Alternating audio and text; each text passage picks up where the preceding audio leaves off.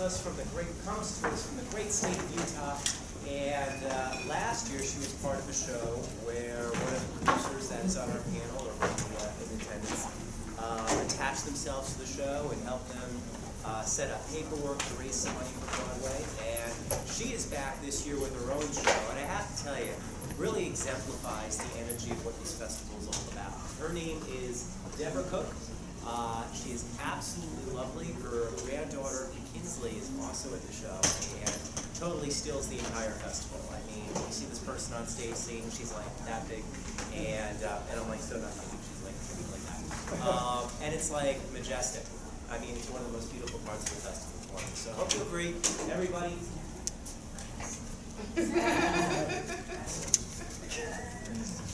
I hate talking in front of people. Okay, they're almost right. But for the time, maybe it'll be a little dead silence, but it's better than listening to me.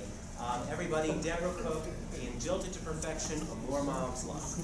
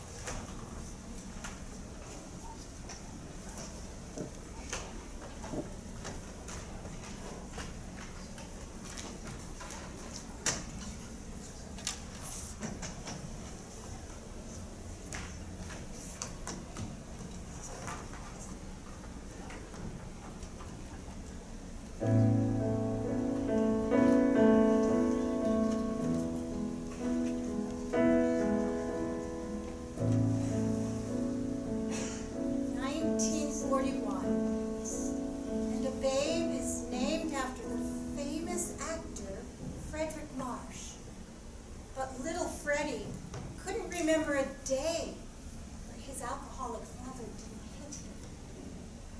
But after a particularly bloody encounter with him, he sat on the edge of his bed and vowed never to hit another soul.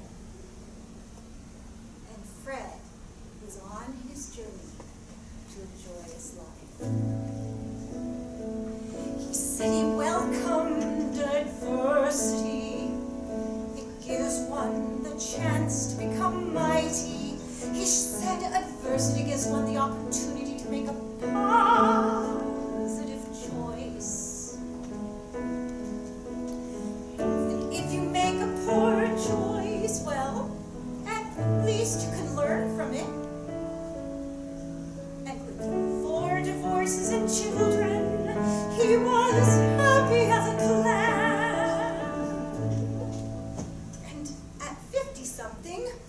He still was a singer, which is why he took that acting job at the opera company. He'd say, I've worked in musicals, film, TV, stage, and directed. Why not an opera? It's got everything in it. And with my son in the children's chorus, well, for the memory, I deigned to be an actor too. And then there was that big, brawny baritone in the chorus. I was sent to ask him out, but the girls said most of those chorus guys were gay, so I turned my head from the Adonis to the center of the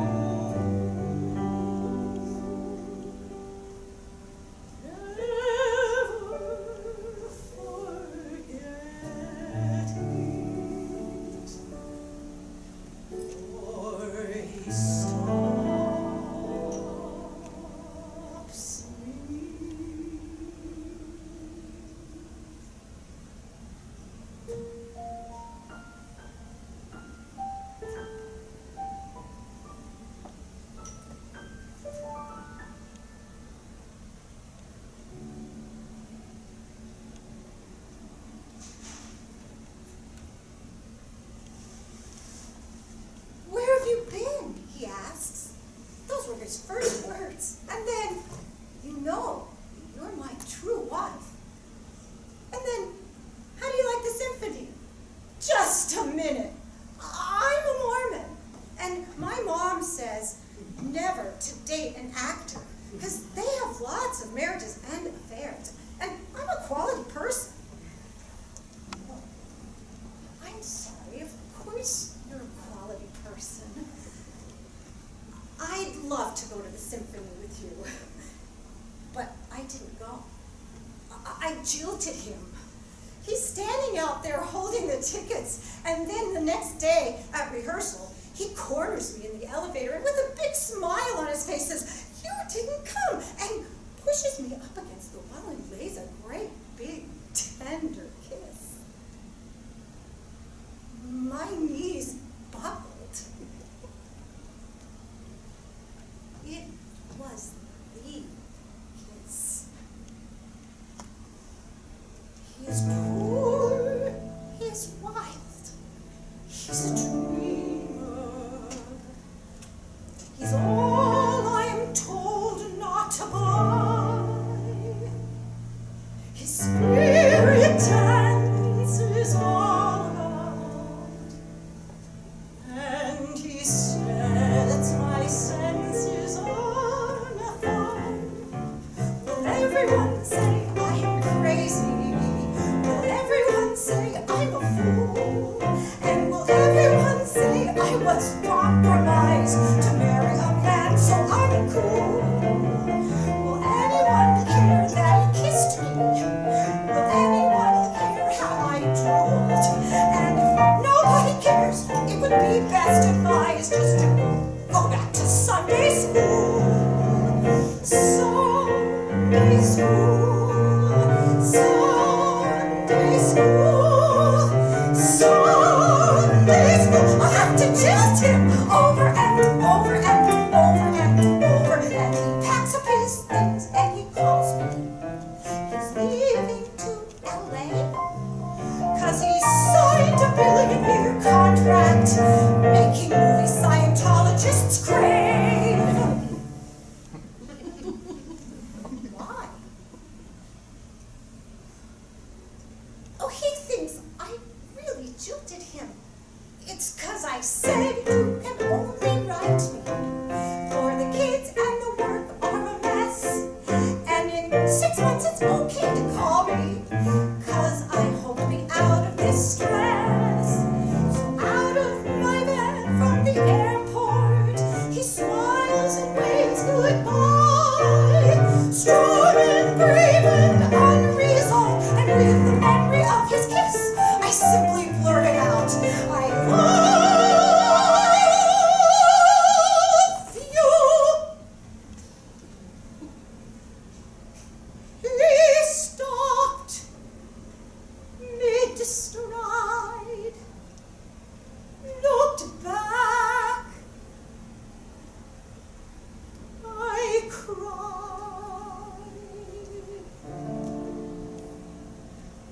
He was on his way. He was on his way.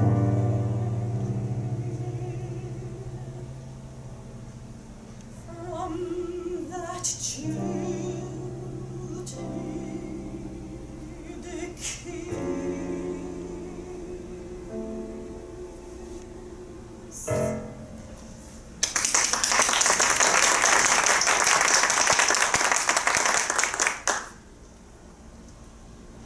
One thing I can thank his third wife for is that she got him kicked out of Scientology.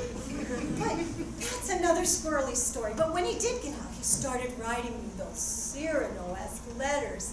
And my friend Kathy read them, and she said, "Deborah, if you don't marry this man, I will." So, I do. Kids, we're moving to Hollywood. I just bought a fixer-upper in the shadow of the Hollywood sign in a neighborhood where we have lots of connections. We are on our way to some happily ever after.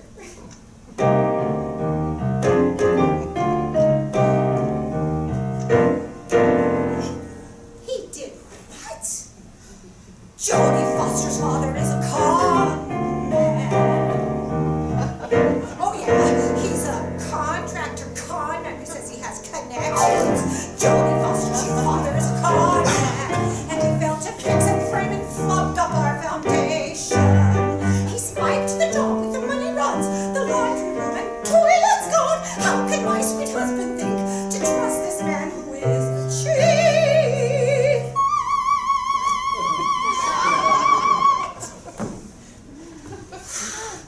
Jodie Foster's father is a con man.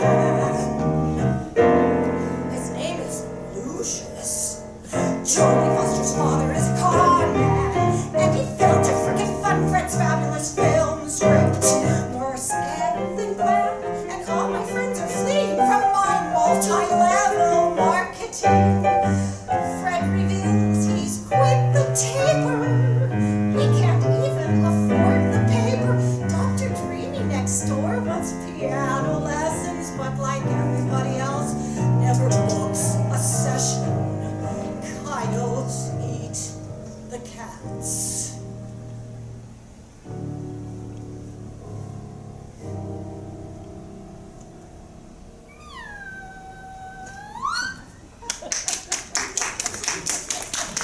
Jodie Foster's father is a con man. Well, he says he's Jodie's father. Jodie Foster's father is a con man, and he failed to frickin' fund Fred's fabulous film script.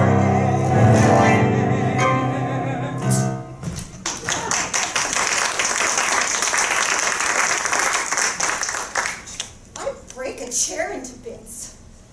Representative of my goodwill life, always scrimping and running from one idealistic disaster to the next. If I were to cancel, would it be okay? Would it ruin us? Probably. Perhaps I deserve this miserable life. Perhaps I deserve this coughing, spewing, inflamed man who'd rather stay up and watch TV all night than come to bed with me. Perhaps I should be holding up the world? They say I'm responsible for my own condition, and I've worked hard to impose it, but I feel trapped, disappointed, sleepy. Don't want to continue, and not fair to the kids. I want to sing, and I want to have that last one hurrah to be the happy mom and wife. Get real, Deborah. All your life working this perfect mom artist, you've been falling short of the deck. I'll play some solitaire.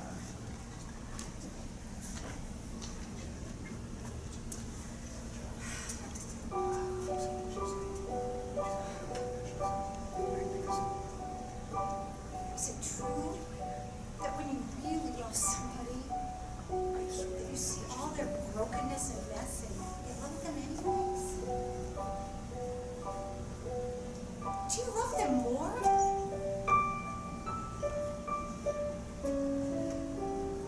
How to explain that he is yet dear to me in pain and sickness?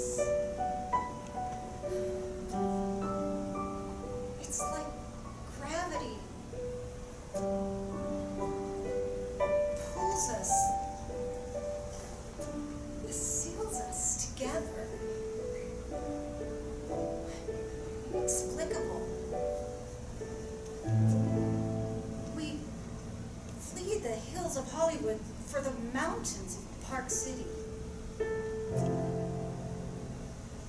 And in 10 or so years, Fred works through another of his evolutions, this time transforming himself from the tired and the sleepy and grumpy to the good professor of philosophy who uses our family music store and conservatory as a platform to ask irritatingly searching questions like, what did you like about what you just did? Or, what is the one thing you would change?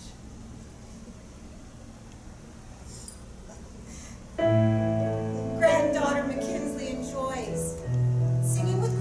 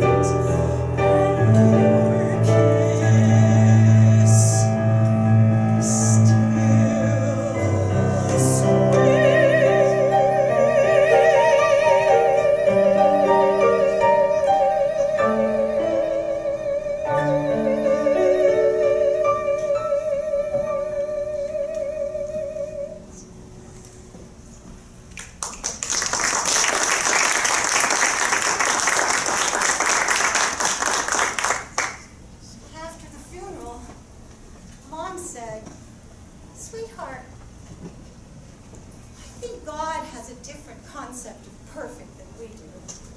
But I think in God's eyes, Fred made it to perfect. Hallelujah, hallelujah, hallelujah, I am free. Hallelujah, hallelujah, I can still find my own destiny. When we come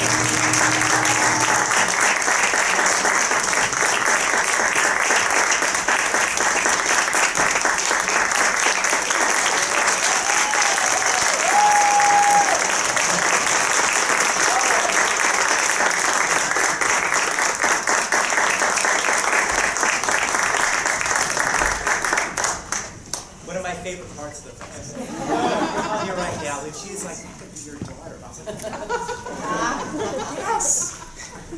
Absolutely wonderful.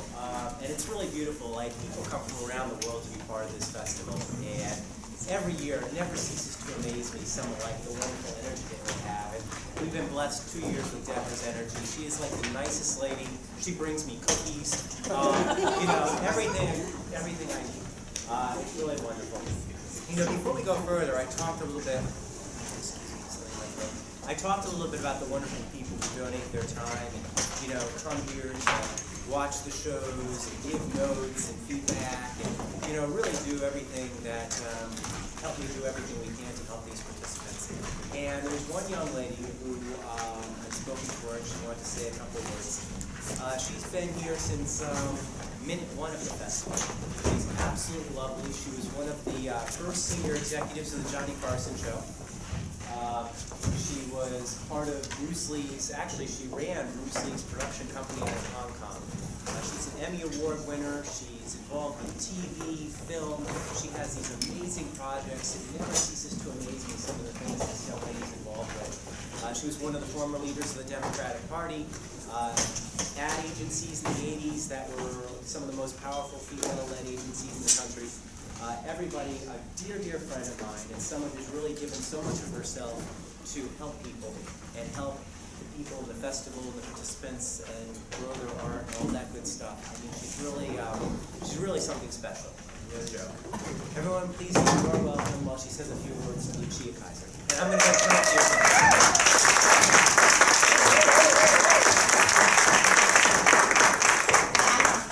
I'm not going to stand in the light.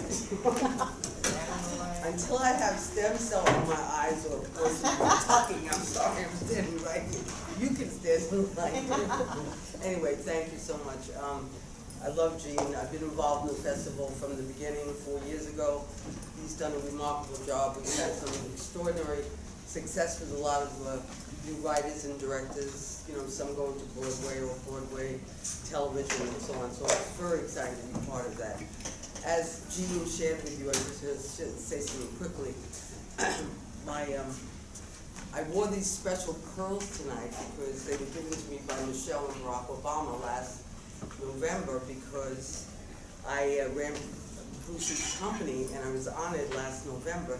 Maria, you should have been there. I invited you. Anyway, I was honored last November. Here you go.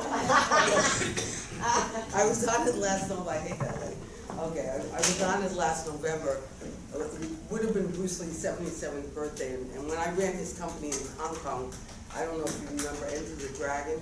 Yeah. Well, I was the one who negotiated that contract with Warner Bros. So I was very proud of that. And of course, Johnny Carson was my mentor. You know, being his first female executive when I was 19. But when I was 14. My first mentor, and I think this crowd will know, was Sammy Davis Jr. was. Because I speak to young kids today and they have to Google Sammy Davis Jr.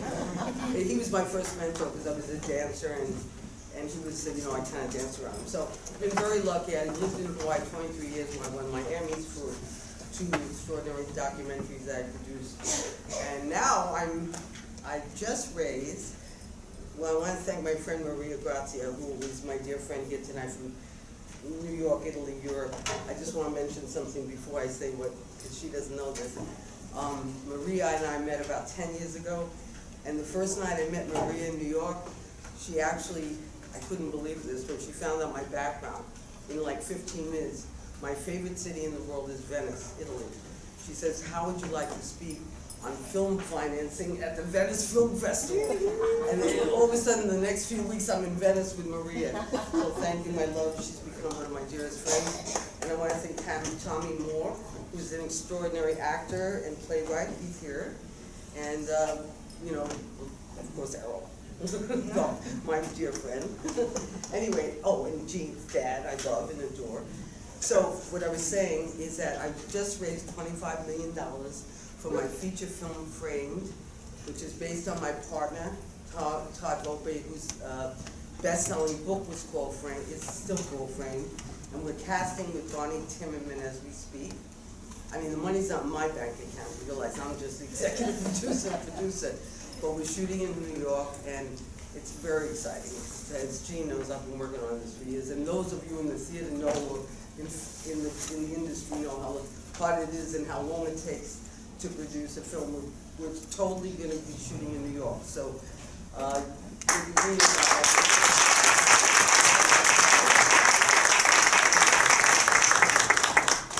and I don't know, I hope I'm not supposed to announce the next show.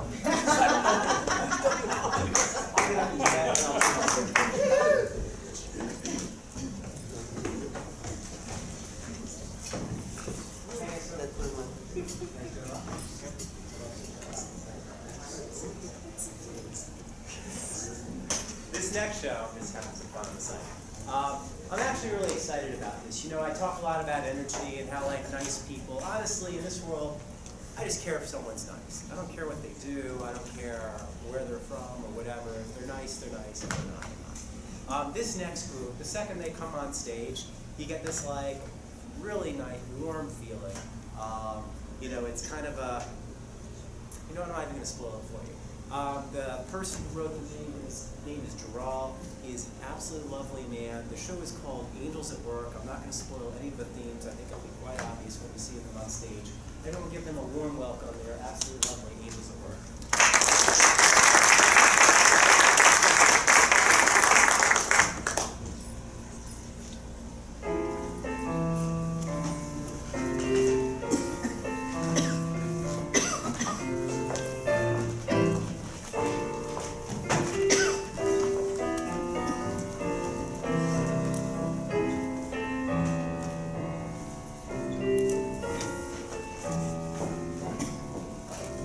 Would you like anything else?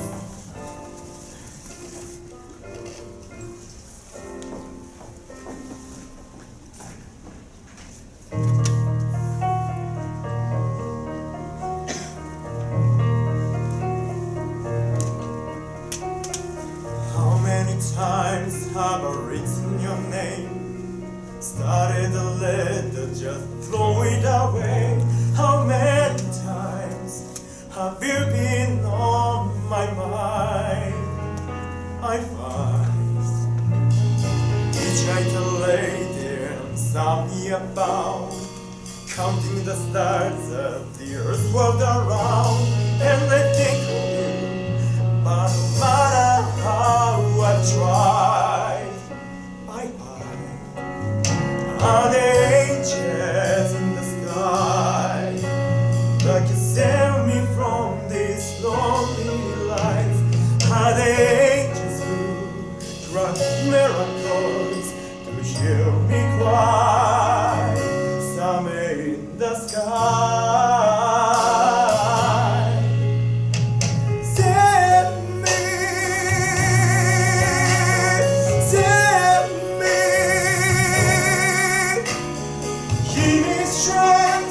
To overcome this life of misery, save me,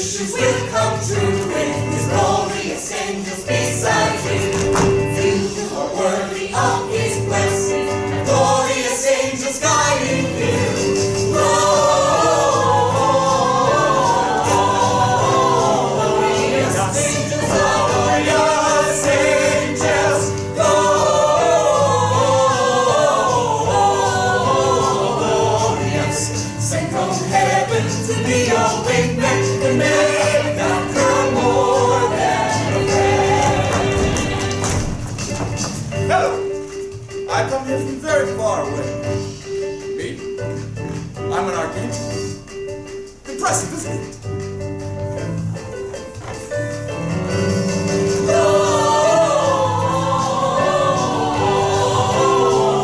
Glorious, sent from heaven to be a wingman and make a girl more than a man.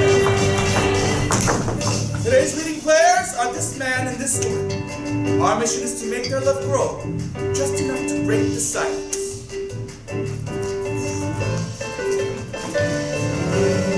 All other wishes will come true. There's glorious angels guiding you. Sing me, it seems like you never had a clue. Don't you know that this we will try to fulfill those things that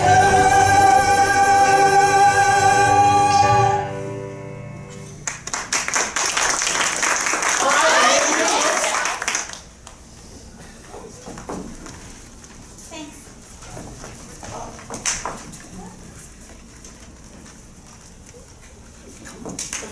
nothing.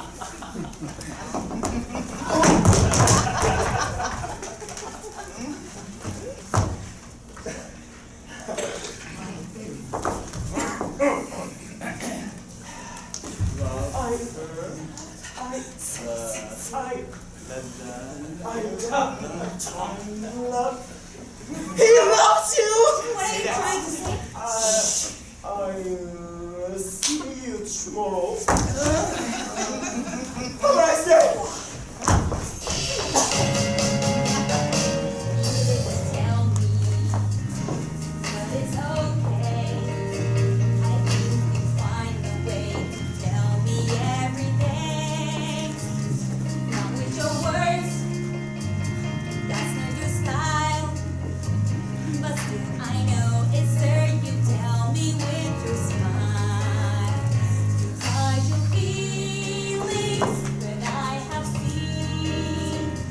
Catch me staring and we lose it in a midday dream. Just for a second or two, it seems like you might love me.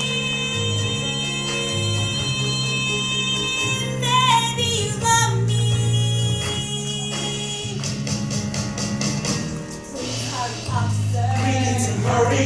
Don't waste Don't waste your time. I do believe starlight over the heights. She knows what's on his mind. Let's hurry up. I say my prayers. I pray today will be the day when the silence stays. I'm working and free. I pray you love me. Tell me you love me. When I see you, will you joy? Stay little still, I see it in your morning glow. Yes, we have problems, we're just the same. Sorry, I don't play any better at this game. Maybe it's my fault. Should I be wrong? You need to hurry. Tell me you love me. Hurry up, Standing here, waiting so long. Don't take too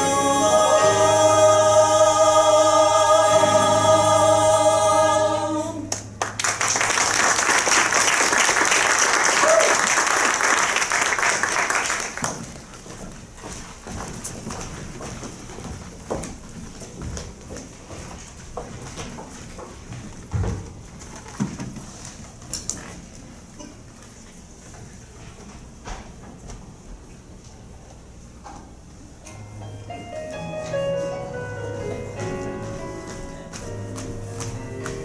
You like it, don't you? I've only seen him in the park running by. He seems like a very nice guy. Seems.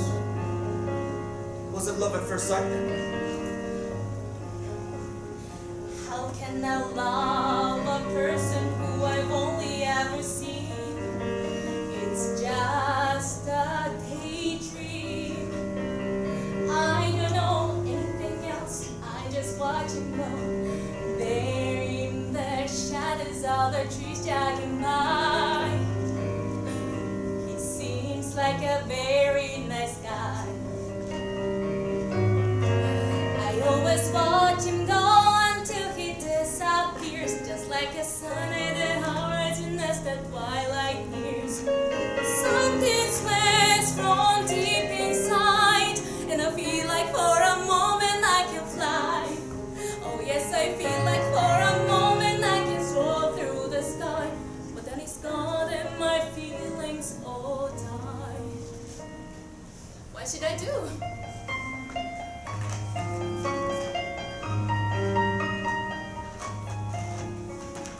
There's no use trying to catch the sun when you're nothing, nobody, no one. God help me catch my Mr. Sunshine. Send me a miracle to make him all mine. How I pray to find a way to be everything he needs. Save me from the darkness, save me from the silence. I'll be grateful if your grace would only bring the running home to me.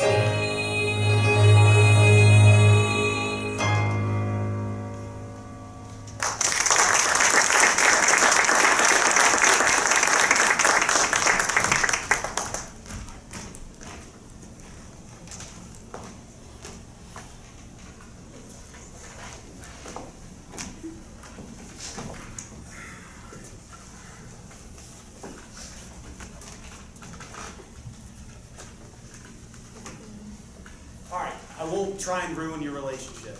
What? Relationship, what are you talking about? Just trying to get with her, right? Don't have to answer that. How rude. I'm just kidding. Please No, don't. no, it's okay. Okay, because you were trying She to... just asked if she could draw me. That's right. And I was just looking through her sketchbook. Exactly. Okay, but then- Besides, I'm in love with someone else. What? Yeah. Sorry, what? Yeah, I mean, we're not exactly attached, me and the girl that I like, but someday soon I'm gonna make her mine.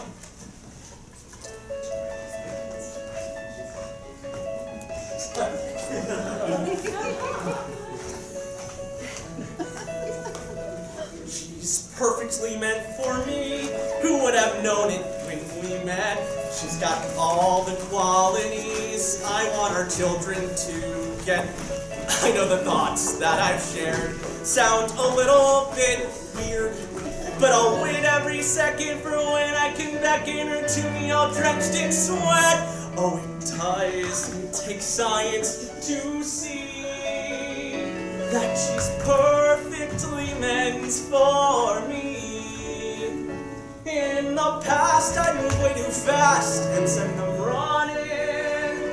So lucky she's running for now right next to you.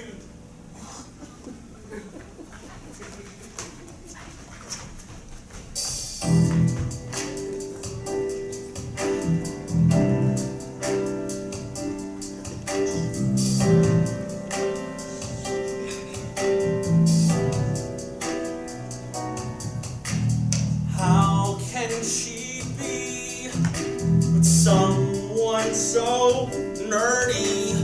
Why would she go with somebody so weak and slow?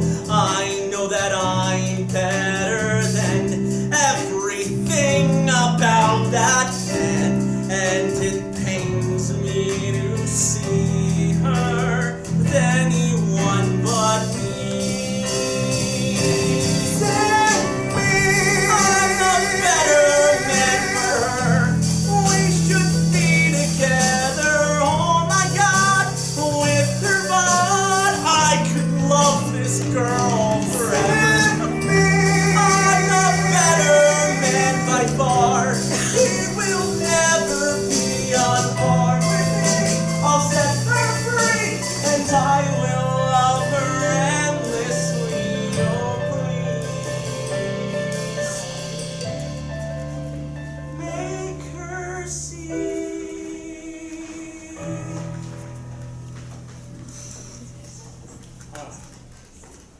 You come. Oh God, he's called an angel? Oh my God. Why? Why? Why did you throw me away? What? They're going to misunderstand. Oh, you know I love you. I knew it, but I didn't throw you away. We never really had a deep relationship. Excuse me. I'd like a drawing. Quickly now.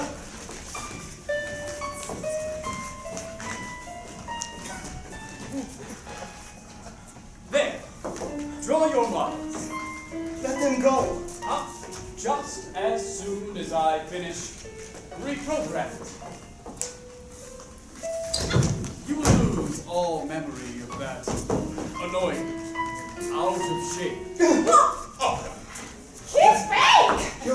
You're falling. fallen. I have risen to a level you will never achieve.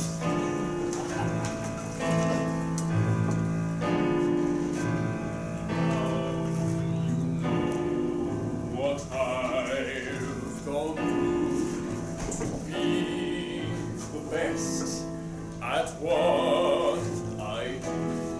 I love you. The burden in the way of what people want, it leads them astray. It's not true. Fake, but she makes him run. That he can't be the baker he's meant to. And if things had gone another way, I wouldn't have everything I have today. And it's glorious, all the power I feel. I can make her dance, I can make her kneel. I'm notorious that my puppets still play when it growls inside the so give up now, my will is the only one. The others will come back into the light. Only lie, I know now's hellfire, it fuels my desire where I set my sight. And it's glorious, all the power I feel when I make him twirl. I can make her scream. I'm notorious, so don't get in my way, or I'll crush you completely when you don't obey. Team, in this nightmare I'm dreaming, your soul's lost to Satan who's feeding your greed. But you won't find any true happiness using his powers with love's what you need. I'll pray for your soul. If there's any hope left, God, please let your light fill him whole.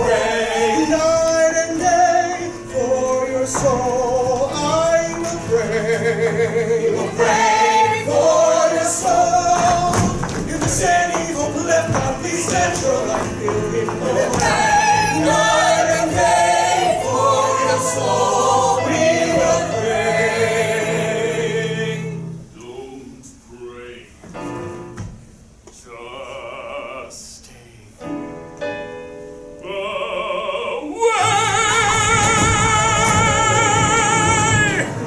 There's no reason with him! He's not an inch anymore! Has anybody got an eye? I only have a tiny eagle bone. I don't know where it is.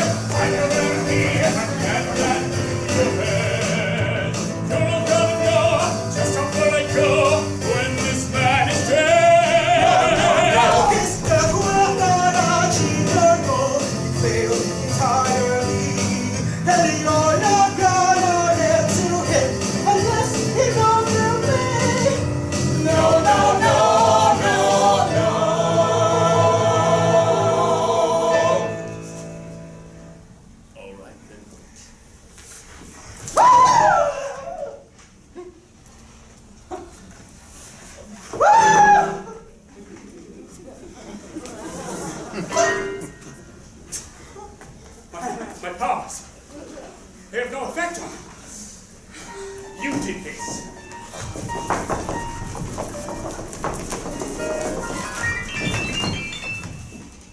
No.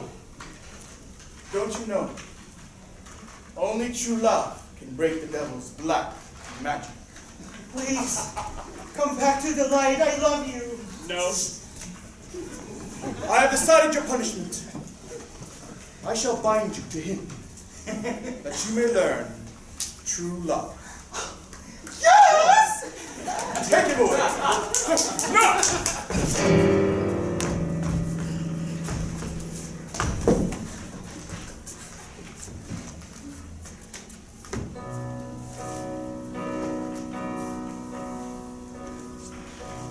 When you linger in the darkness and the devil clouds your mind and you feel so weak and hopeless that you follow demons blind, well, don't be tempted by the power of the ruler of that world, or you'll be wasted and devoured once that path has unfurled, and you wonder why you ever left the light that you had known, when you're nothing but an ember in hellfire and brimstone. If you want to know the secret to becoming almighty, having power everlasting, what you've always wished to be, I will tell you the secret, grant you all you're dreaming of, if you promise not to keep it. Share this message from above. Give love, show love, live love, know love, with love, through love, true love. Now you know this precious secret. Come back home where you should be. Let the light of love surround you. Be like God the Almighty. Be love, give love, show love, live love, know love, true love, love me.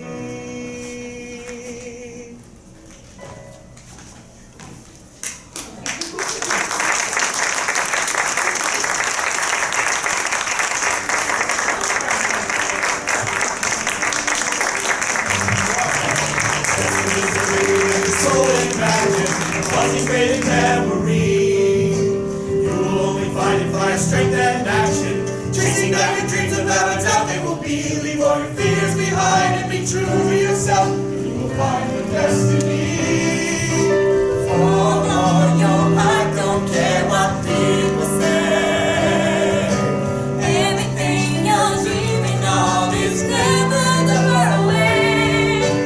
Your thoughts can shape your destiny, bringing everything you've ever wanted to you if you just believe.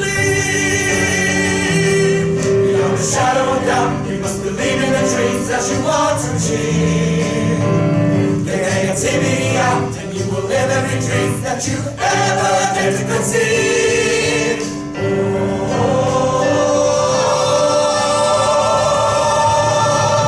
All other wishes will come true with all his hands beside you. You two are worthy of his blessing, the glorious angels guiding you.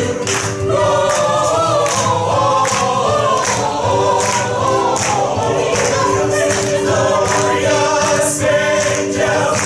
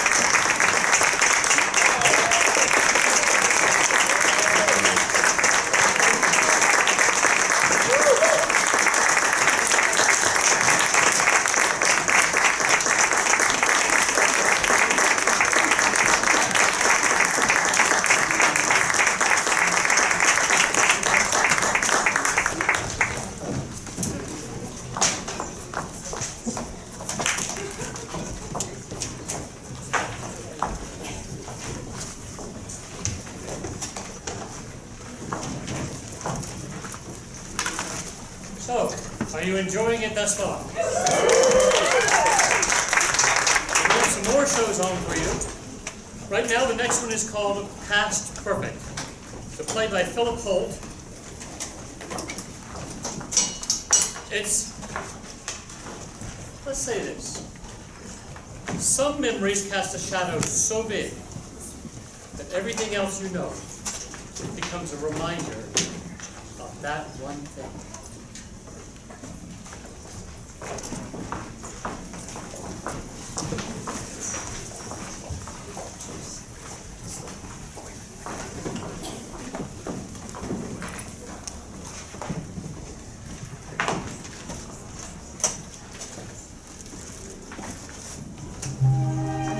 Hush now, don't explain. Just say you'll remain.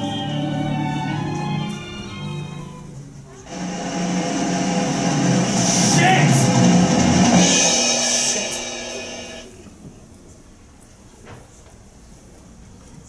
Am I in the right place? No. Yes. Sorry. I'm interrupting. I'm a little distracted. I don't mean only now.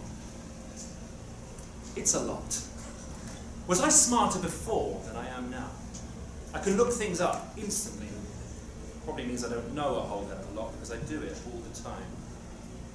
Maybe I'm learning much. Maybe I'm getting dumber. I can't help it.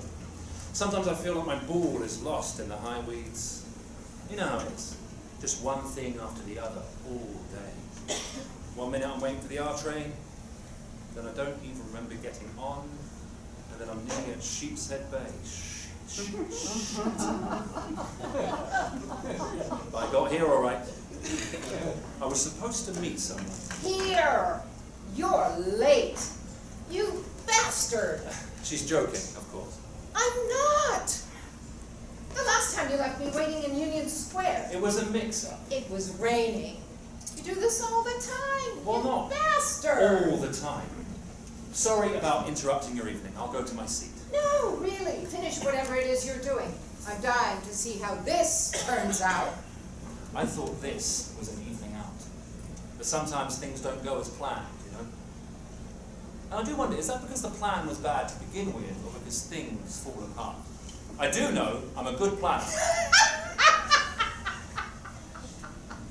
Except for this force majeure, real act of God's So stuff. now it's God's fault. That's not what I meant. Sometimes things just happen. You have to be flexible when random stuff gets thrown at you. You roll with it. Improvise, adapt, and improvise. It's a process. Nothing's blank and white. Black. It's black or white. What is? Oh, right. You know, it's not a coin toss. Do this or do that. How about a roll of the dice, right? I mean, that's at least 12 random options. 36. Random options, exactly. So it's obvious why a plan is important. Well, it is to me, anyway. I thought we had a plan. I waited. We could have gone over to that new Indian place for Tandoori, a nice dinner. right. For a nice dinner. Instead, I rushed over here with this. Grab and go from Pret. Good thinking. You hadn't shown up, this would have been dinner and my date. But here you are, and this is still dinner. Amazing. I said I was sorry. You always say that. And I mean it every time. How is that supposed to make me feel better? Have I ever been dishonest with you? No, that's a question to ask me. How would I know? You're an encyclopedia of extenuation, an almanac of alibis, Lord Paramount of plausible pretext, a compendium of crafty cop-outs and cunning cover stories. When it comes to juggling words, you're an absolute Genius. jag-off. What, calling me names helps. I'm expressing my feelings. By trying to hurt mine. Look, I may be a chink in the ointment. Armor. Armor, right, wait. That's not how this should happen. I never remember you this angry. I mean, turning an encyclopedia into an insult. And I'm not making this up, if that's what you're thinking. By the time I finish mashing facts together with my flawed recollection and a dash of irresistible editorial in the retelling, it all seemed so wrong, or, to be fair, inaccurate. And we all do it, to be fair. And which two people can have an identical memory of anything? It all gets complicated when you start to remember, and then you try to reconcile what you thought you knew with some contrary testimony. So things aren't always as they seem, or what I thought. But people are likely to accept whatever you say if you're confident about it and you speak with authority. I'm pretty sure I'm a superhero. Really? Yeah, you wouldn't keep Batman waiting. I could find him in a crowd, I think. What are his special powers? He's smart and he has a fast car. You got a car! No, he has one. Oh. You've got to wonder, though, how he gets in and out of his Batcave without anyone noticing. Landscaping. Oh. I never thought of that. You sure wouldn't try to blend in by driving one of those Priuses. Yeah, those things don't make a sound, so they're right up on you. They're Japanese. Does that matter? It's Latin, right? Is it priai? If it's Latin, the plural will be priora, third declension, neuter. You have a head for the strangest things. All I remember is amo, amas, amat, amanus, amatis, amant, I love, you love, he or she loves, and so on. I don't think the Japanese speak Latin. Whatever. Have you eaten? I waited. I thought we could go to that new Indian place for dinner. We don't have time now. I'm so sorry I'm late. At least it's not raining, but I rushed over with this. Grab and go from Pret. Good thinking. Not a lot, but enough to share. You are a baroness of benevolence. You're welcome. A master of magnanimity, a superstar of sandwiches, an encyclopedia of helpfulness. Not enough people appreciate a really good sandwich. Until it's too late. You know how it is, one thing after the other all day, till I don't even remember getting on the subway, and then it's shit. And I'm standing in Union Square. Remember that time? But I got here all right. It was such a long night. I was drenched to the skin. Beautiful, in spite of that drowned dog look. That's supposed to make me feel better. Did I say I was sorry? Why would you be sorry? I don't know. It isn't your fault. Have I ever been dishonest with you? No! Look, I may be a chink in the armor sometimes. That's not how this goes. I'm not really of two minds. All those things I wanted to say don't come out right. It feels like waves, and then I react and try to keep the 10 shitty pounds of my life from falling out of the 5-pound bag of time I seem to have. I could be more selective about the choices I make, but it's still my choice to occupy the situations I create, isn't it? I know I'm not deluding myself. Am I? What I was sure I knew then isn't all wrong. It's mostly what I tell myself, filling in gaps so that I feel like I have a handle on things. I can't go back and change any of it. It's fixed there in my memory. And then I spend the rest of my time trying to think it into something I'm not a part of, that's not part of me. Like it's outside my experience, my memory. Just stuff I heard. Except that night, you left me waiting in Union Square. Christ, I was so... I said I was sorry. I want to believe that, but how would you really know? I should have listened to my mom. Why? What did she say? I really wanted her to like you. I really liked your mum. What did she say? I thought we got along fine. Hit it off from the start. That first time when you came for dinner. And there was my mom waiting. I've been slaving over a nice dinner. Aurelia has told me so much. Did she tell you I was a vegan? You say. Since when? I say when I hear this news flash? Weeks now, you say. And you know my mom always looking on the bright side. I always like that about her. No worries. I'm sure the beans and mashed potatoes will be fine. So you say, sure, as long as you didn't use any meat or dairy in the preparation. And she's still smiling. What about bread? She says. And you, gluten-free? Gluten-fucking-free? The human race has been eating grain for 10,000 years. And you've been eating bread and cake and hamburgers ever since I've known you, and probably your whole life before that. And you decide on the day you meet my mother to roll out some unannounced dietary standards. That was a mistake. It was a mistake, yeah. I thought she'd never forgive you for that. I charmed her. It was the flowers did it. She got over the whole thing, I think. You mean about the dinner, right? Well, you know. It was a mix-up, a misunderstanding. You already said that. Did I? I remember it, but I'm a little distracted. I don't mean only now. It's often. I think you know how it is. One thing after the other all I day. thought I was late, You left me waiting in Union Square. but I got here all right. It was raining. And I didn't think I'd see you in a million years. That's long enough we'd run into one another eventually. Figuratively. Sorry? I don't mean an actual million years. I mean, that couldn't be. The days of our years are 70 years and 10, so on. Maybe it's 40 years? It's no matter. It is soon cut off and we fly away. Like some sort of superhero. You? No. It was a metaphor. That's a joke. You think you're so smart. Maybe that could be my superpower. Bet you're not. Maybe it isn't. Maybe I'm not. I don't know. I went to college. I got a degree in something. I even studied Latin.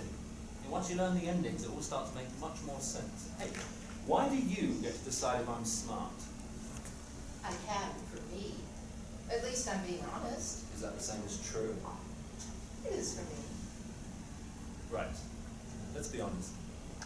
I'm not saying I don't deserve what I get. Maybe I do. But maybe I don't. I had this boss, Jerry. Now, he was a real smart guy. He knew his way around the game. He used to say, if it's not working, stop doing it. Rules to live by, Gary, and simple, too.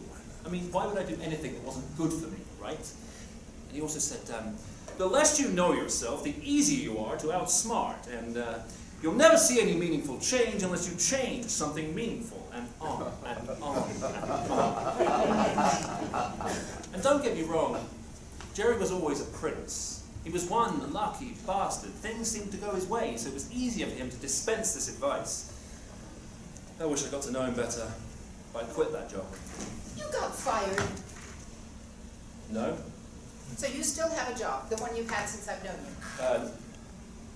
Not exactly. I mean, not right at this moment. Where'd it go then? I wasn't fired. I was let go. It's not the same thing. They let me stay to the end of the week. So technically you are still employed to the end of the week. Technically, no. It was 3 weeks ago. Let's start by saying you lost your job somewhere along the way. And for reasons which I hope you're going to share very, very soon, you didn't tell me about this significant change in circumstance. I didn't want you to worry. So you lied about I it. didn't lie about it. I didn't say anything. How is that different? It's different to me. If they let you go about 3 weeks ago. A month. It'd be about a month now. More than 3 weeks ago. And all you had to do was get here on time. Then why were you late? The whole world runs on enough of a schedule that even people who can't actually read the schedule get places on time. Well? That wasn't a question. Wait, was that a question? I think I deserve an explanation, don't you? Yes, I do. I haven't had a chance to explain. Can I? So what are you going to do about it? Sorry. Do or explain? Are you taking this seriously? I think it's a little late for that. So, let me explain. I don't think I have the heart for that. Okay, do then. I would do the usual. Look around, pore over the old classifieds. Do they still even have those? Isn't everything on the web now?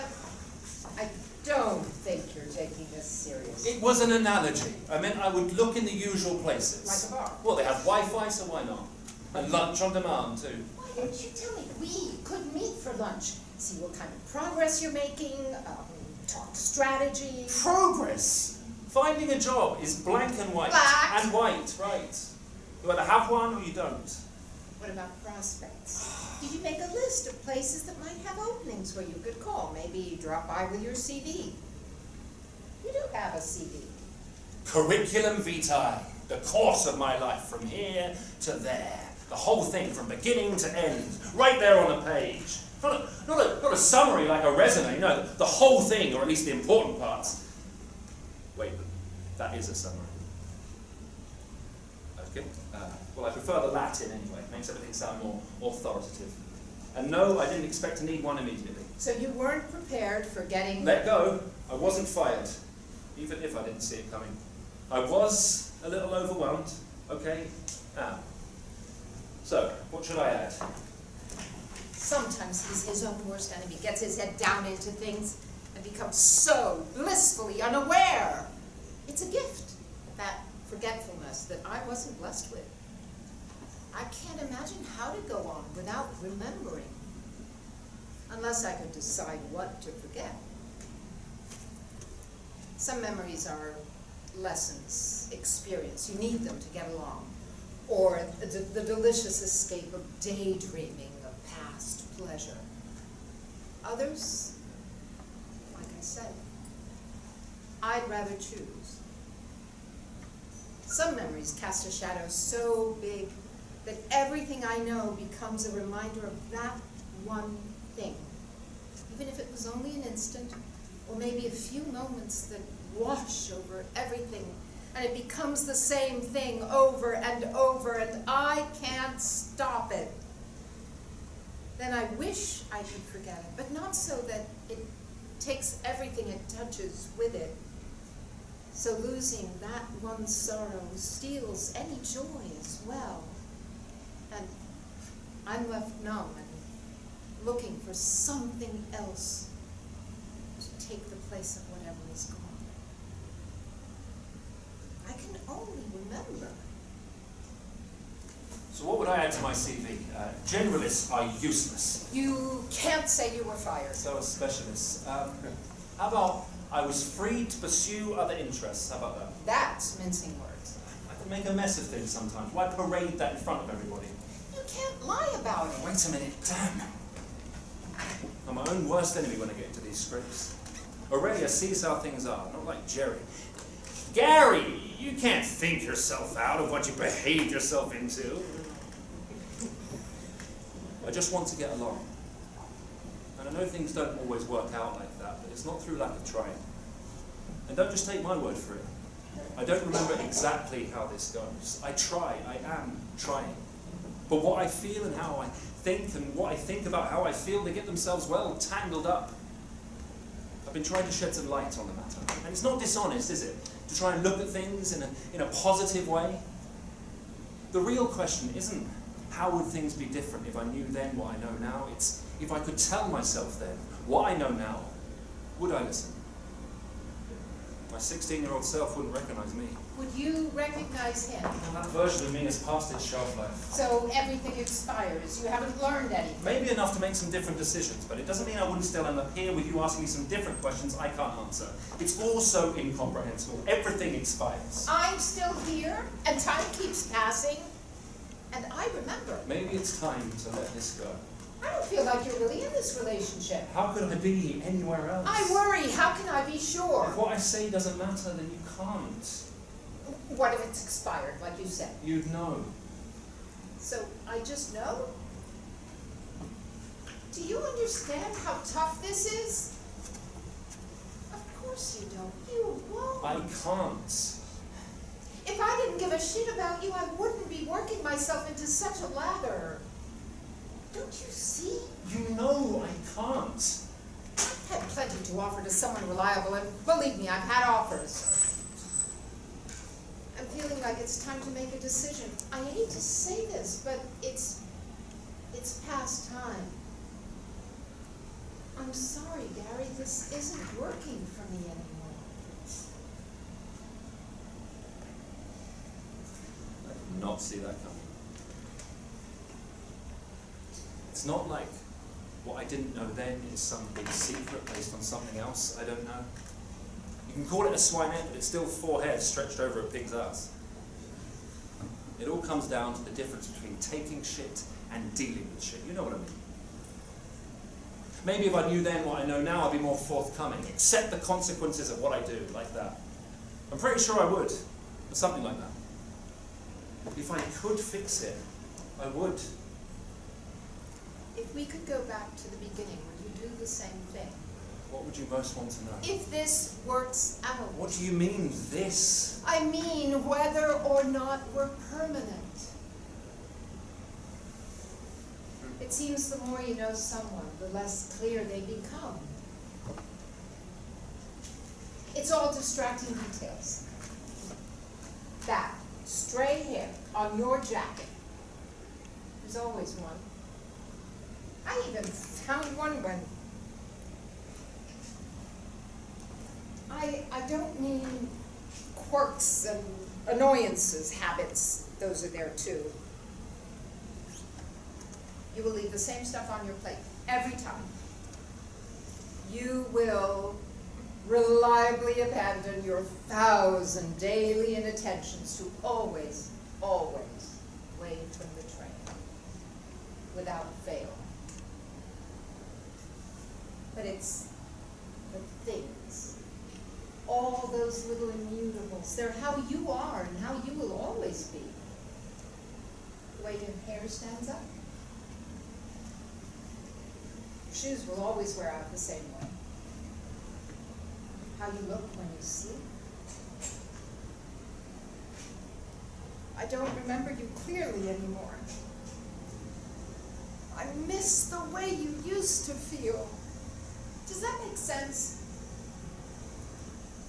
I should remember. No matter what happens, we become permanent. Even if it's only memories, together or not together. Everything's turned out okay. All things considered. And now it's only you who decide whether it was ever worth examination. I don't know.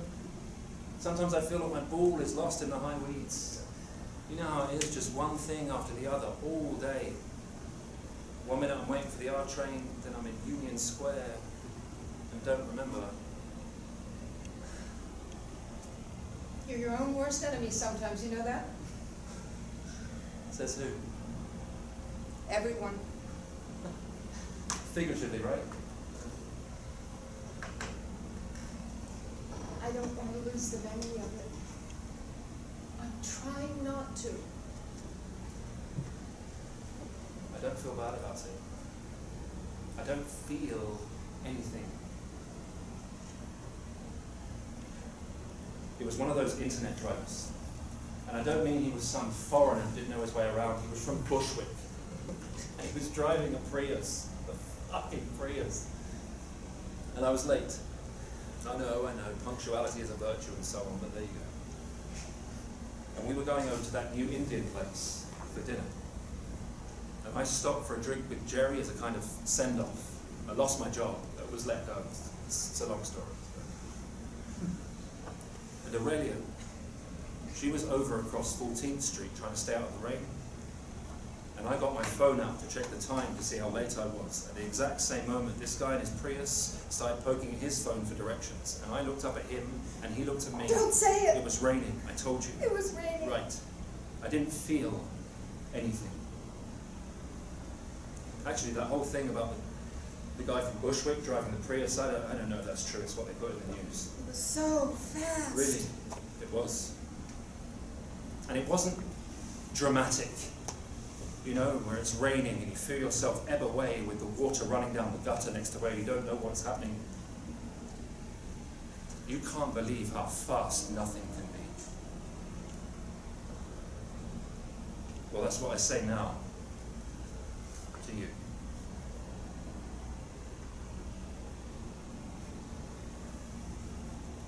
But how could he know any of that? They said it was no use to ride in the ambulance. Nothing was going to happen. It was over. But I did. You should know that. I don't. It's only you now. How's the rhyme go? I will give you gold and silver. I will give you pearl. I will give you anything for a pretty girl. I saw you. You were running.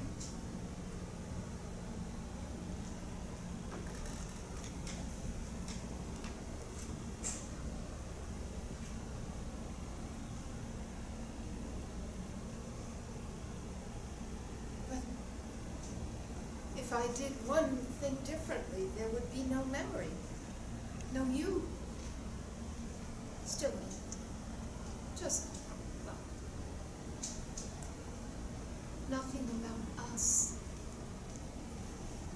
So I'm wondering if that would make a difference to you. The thing that never happened probably wouldn't. And I wouldn't be talking about this. And what I remember is amo, amas, amat, amamos, amatis, amant. It was all an imperfect past.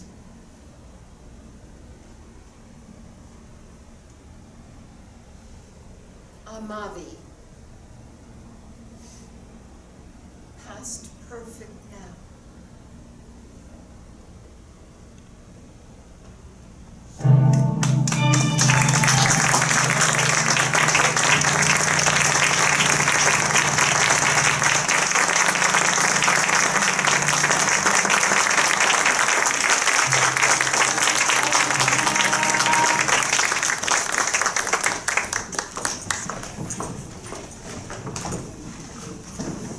All right. Our next show is performed and written by Mallory Day. It's called The Pink Hulk, One Woman's Journey to Find the Superhero Within. Find this most important.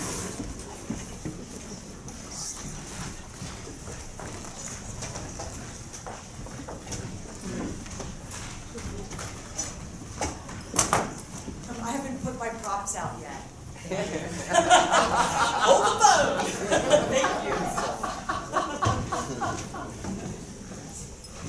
So, as we're waiting, so, what are your thoughts about this evening? And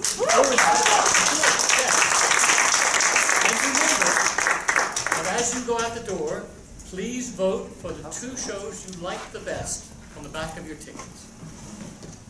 All right? And remember, tomorrow night is the last night of our finals, and that's where we're going to have the awards, whatever they may be. This is my first time at the festival. I don't know what it is.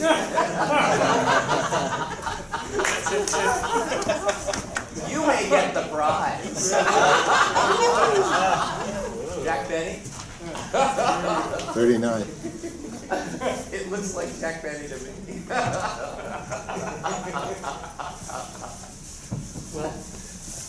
Well, there's that.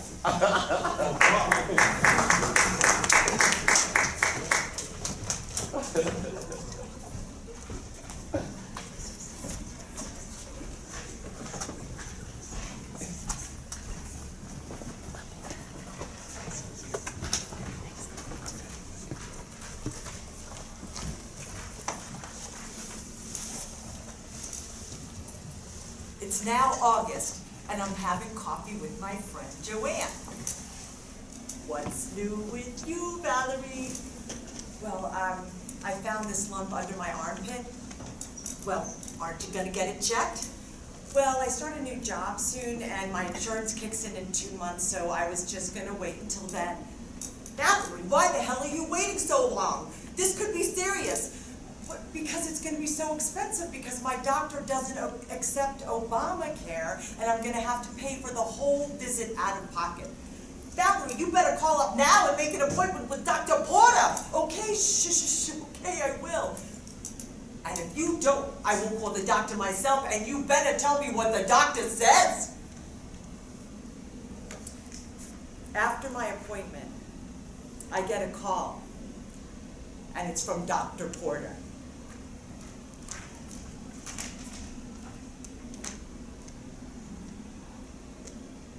I wanted to tell you myself, and since I've known you the longest and am your friend, I wanted this to come from me. The report came back as breast cancer in your right breast. I'm so sorry. Are you alone? Find the nearest person to hug. I have 2 different cancers at 2 different times in my life. Stage 3 lymphoma, a blood cancer of the lymphatic system, 15 years earlier. It was much more aggressive and fast spreading versus my stage 2 breast cancer. Though not as aggressive, it affected me way differently. Lymphoma had shaken the foundation of my life as a person. But breast cancer was way worse emotionally because it was a direct attack on me as a woman. And I only needed chemo with lymphoma, and now I have to have chemo again, and surgery, and radiation, and my hair will fall out again.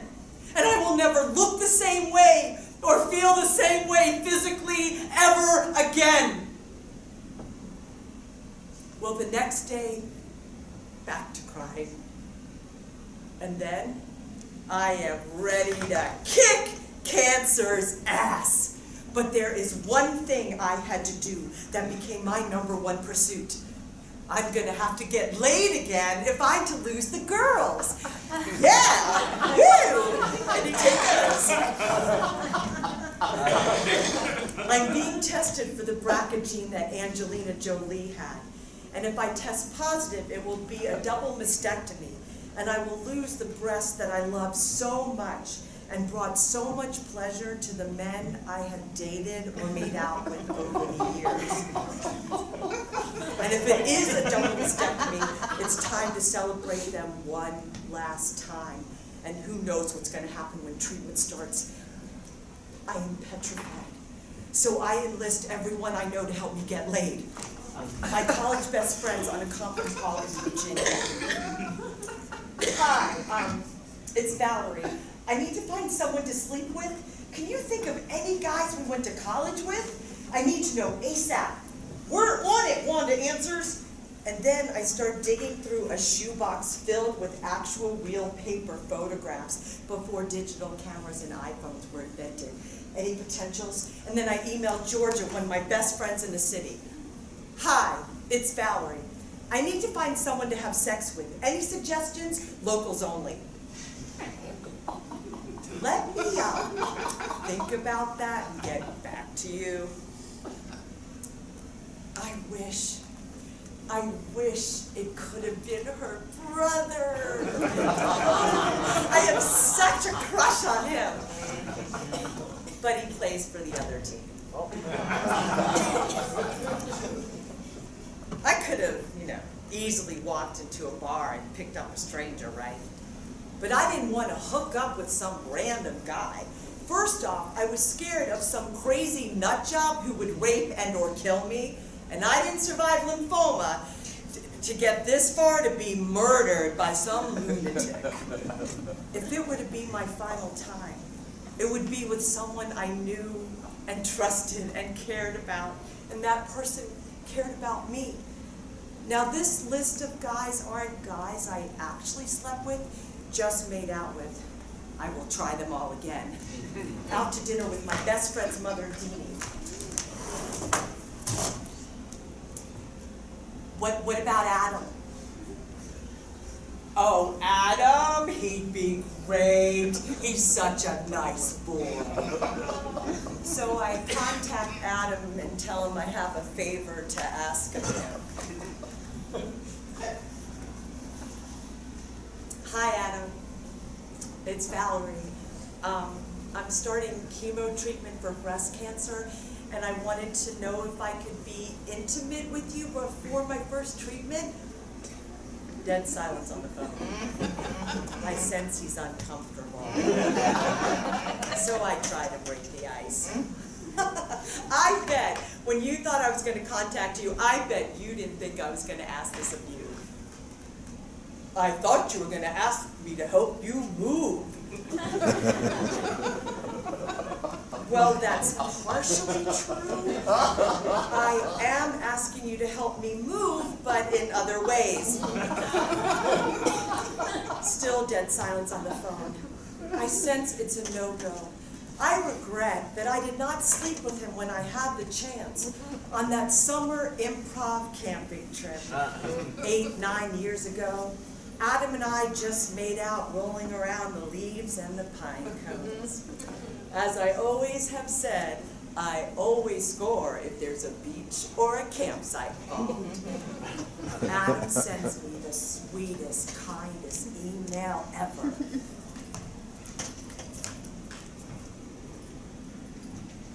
Hi, Valerie. I'm sorry it's taken me a week to get back to you, but I took your proposition quite seriously and wanted to give it the complete consideration it deserved. However, I respectfully decline. I'm sure you understand I did not make this decision lightly. I wish you a speedy recovery and a painless journey. Take care. Best, Adam. Oh no! So then I continue my pursuit of a pre-chemo hookup. So then I think of comedian Carl, who I met at Club Getaway. Club Getaway is a hedonistic weekend of camping in Kent, Connecticut. And he's part of the posse of 12 that goes with us. Highly intoxicated, a group of us go skinny dipping at the lake. It's also the night of Carl's 40th birthday, and we celebrate it by making out on the lake shore. So, since Adam is a no-go, I'll try comedian Carl. So I text him out of the blue. I am getting desperate. Hi, Carl. It's Valerie.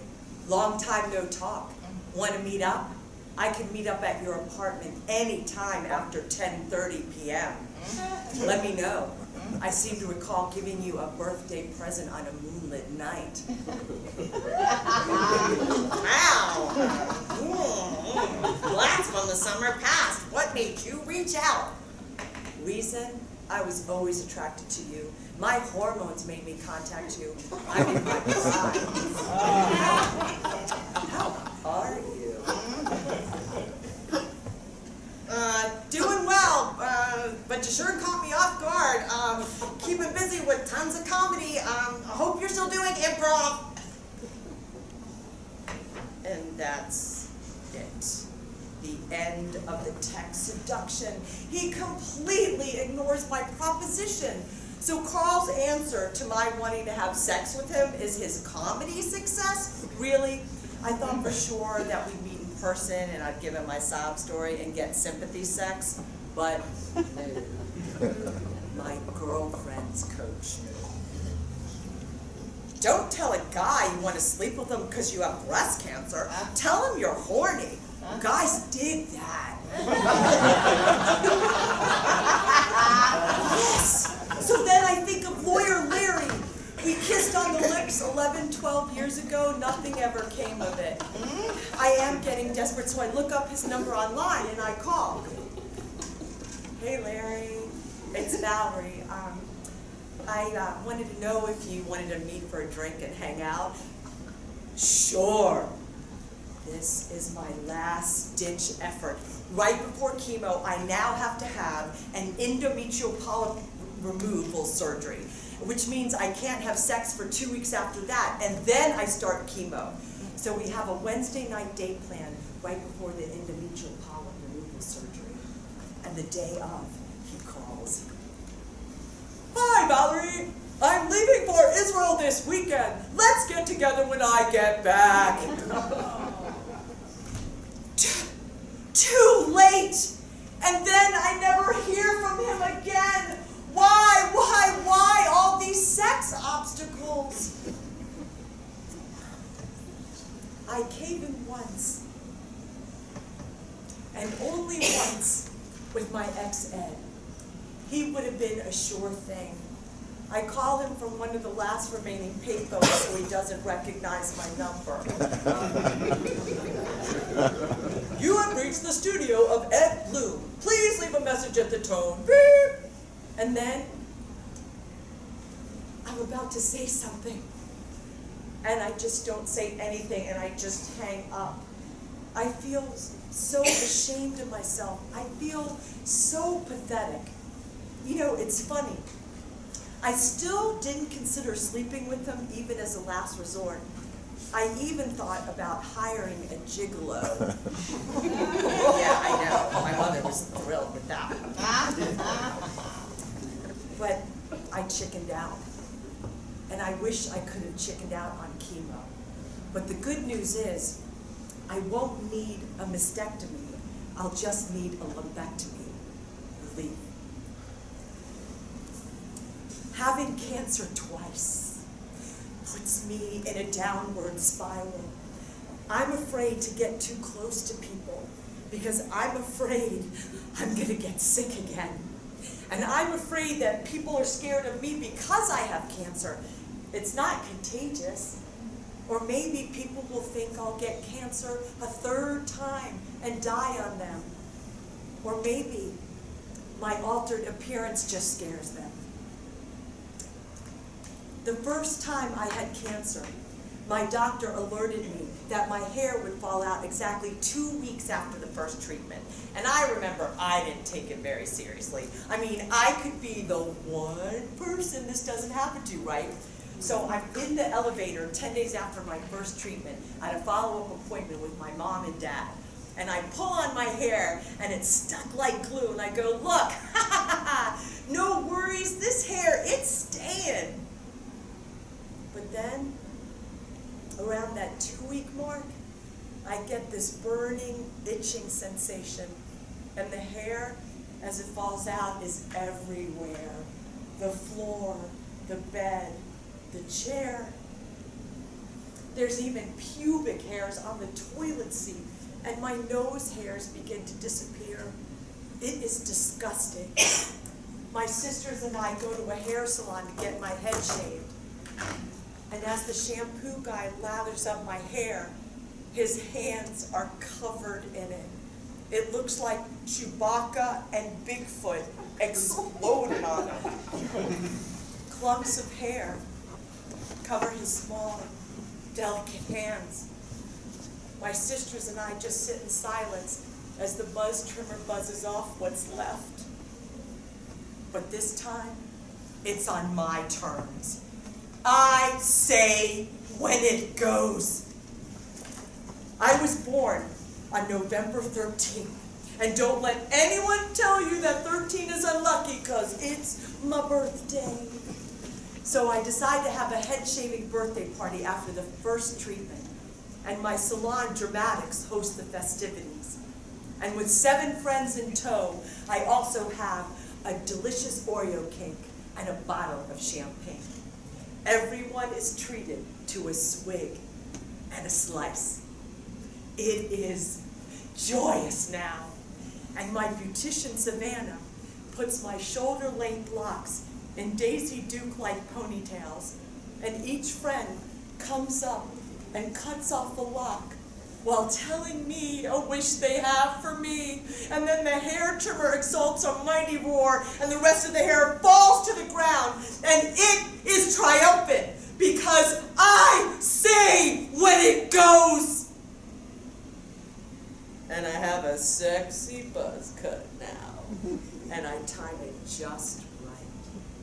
48 hours later, I get that same burning sensation.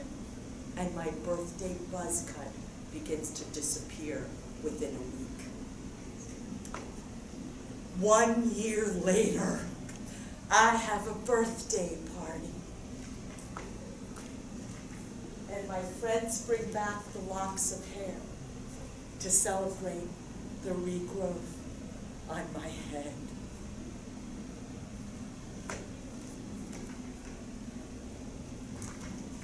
With lymphoma, I was in a weekly cancer support group, and I was seeing my therapist, Betty. But this time, I didn't feel the need for a support group, but I am missing a significant other. With lymphoma, I had a boyfriend, Gavin, who was there for me when I got diagnosed, but we really realized we weren't right for each other, and we parted ways. This time, I'm without a boyfriend, and it's so hard.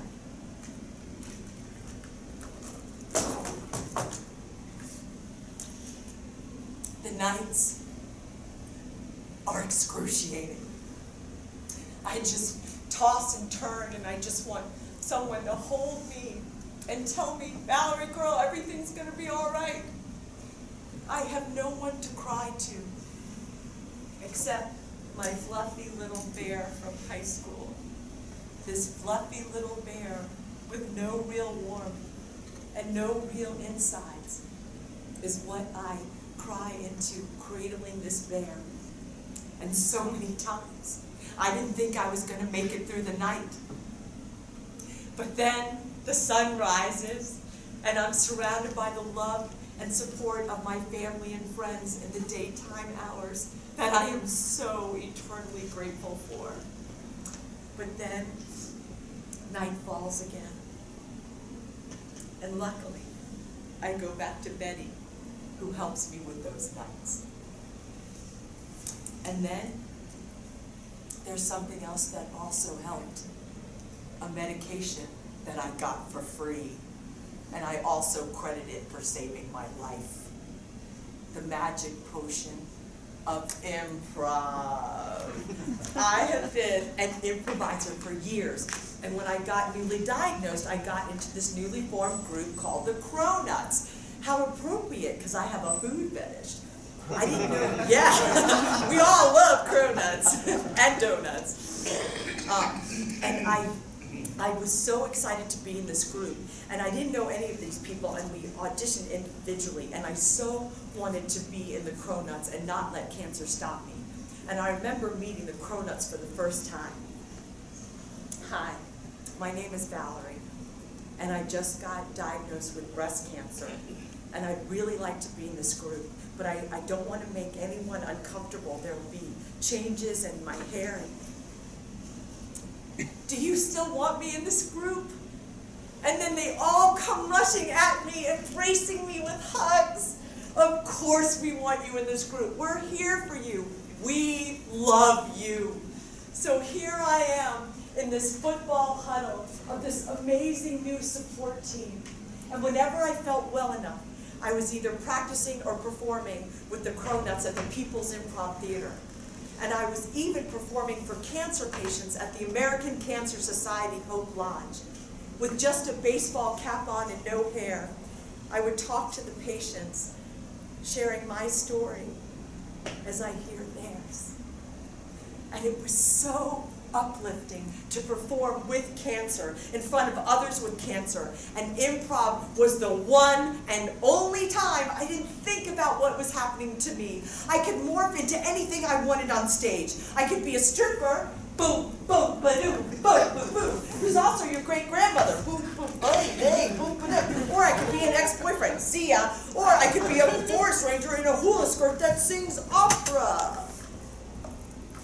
The darkness of the music of the world has.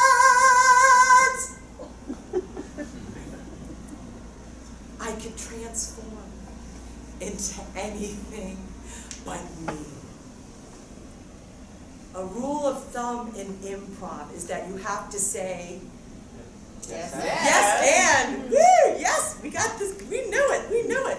Yes, and, to whatever your partner does on stage, which means you're on board and in agreement with whatever happens. Well, I guess you could say the Cronuts yes-anded me. I also yes-anded learning how to stick up for myself. I wasn't at all like that when I had lymphoma. And I remember the first time with my breast cancer treatment, I hardly felt any side effects at all. I mean, woo, chemo is a breeze, easy.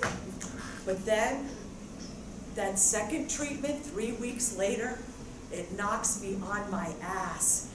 And I can hardly breathe. And it feels like this elephant is on my chest, and it's so painful. And my sister Pam goes with me to my third treatment, and I have to stop several times, huffing and puffing. This should not be. I am a marathon cyclist, 13 marathons total. And I also have a total of 4 emergency room visits, and I want to know why the hell this is happening. So I get a name of a pulmonologist at Memorial Sloan Kettering, and I call, and it's New Year's Eve day. Hi, this is Valerie. How late are you open for the holiday? We're open all day. Good, great, I'm coming over. I'm on my way. I didn't ask for an appointment. I gave myself an appointment. And then Dr. DeLuca, my oncologist, on my last day of treatment. We're not giving you your last treatment because you're actually allergic to Taxol. You were right. No more chemo for you. You're done. I was right. I knew something was wrong, and I was right. Yes! I'm put on steroids to help with that breathing, and even though it makes me gain so much weight, who cares? At least I can breathe again. The final hurdle is about to begin. Radiation is the last lap. It's Monday through Friday, every night for 4 weeks straight. Throughout my cancer diagnosis, I'm working a full-time job, and I am exhausted. With radiation treatment, I lie on my stomach with my chest pressed against a styrofoam wedge. The right breast with cancer dangles from an opening, and the left breast is pushed out of the way.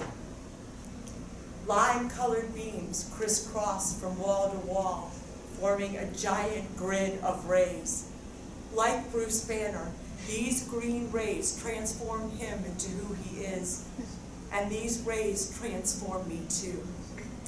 The radiation beams alter who I am inside as well as outside, darkening and burning the breast, killing cells and causing swelling and tenderness of the breast tissue.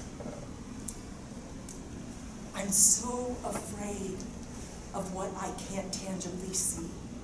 I can see chemo and its liquid IV form flowing into my veins, but I can't see the radiation and how it is hitting me. I'm left alone in the room as the technicians shield themselves from the radiation, operating the loud and ominous machines from the outside. I'm by myself, topless, on a cold table, and it is so lonely. Piped-in music plays to distract you, but it doesn't. This is truly the most frightening feeling of the entire treatment. I close my eyes. Don't be scared. Don't be scared. Let anger fuel you to fight this. Bruce Banner attempts to reconcile with his gamma transformation and deal with the beast within, and so must I.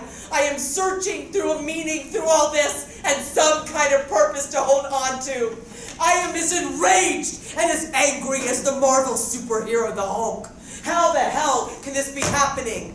And a different cancer. And now, because of menopause, I get these hot flashes several times a day, anytime, anywhere. And I call these moments the Joan of Arc moments, which are usually brought on when I get highly agitated. I think I understand when Dr. Banner says, "Don't make me angry." You wouldn't like me when I'm angry. Well, don't make me angry because you'll cause a hot flash. And you wouldn't like me when I'm angry. And the thing about Joan of Arc is that her suffering ends at the burning stake. My feeling like I'm on fire lives on. But so does my determination. Trying to recover from all this, I am determined to do another bike marathon again. For the past 5 years, I participated in the New York City 5-borough bike tour. And this year, it's May 3rd, only 2 months after I finished my final radiation treatments. And I think, how can I possibly be ready for a bike marathon in 2 months' time? I meet my radiologist for the first time. I really want to sign up for the 40 miles. Do you think I should? Why not? Absolutely, of course you should. I am grateful for the encouragement. And despite the fatigue and radiation side effects, I try to train as best as I can, even if I can't fulfill the full 40 miles. Flash forward, it's now the day before the bike marathon, and the past treatment has really tired me out, and I feel like total crap, total yuck. And for over 2 weeks, I have an inverted maxi pad with wings under my armpit to protect a radiation burn. Since I'm in menopause now, at least I found one last use for maxi pads. I'm also suffering from post-treatment anxiety and depression. I'm convinced that I'm not going to be able to finish. It's now the day of the bike marathon. At the start line at 8:30 a.m., it begins where the Twin Towers once stood.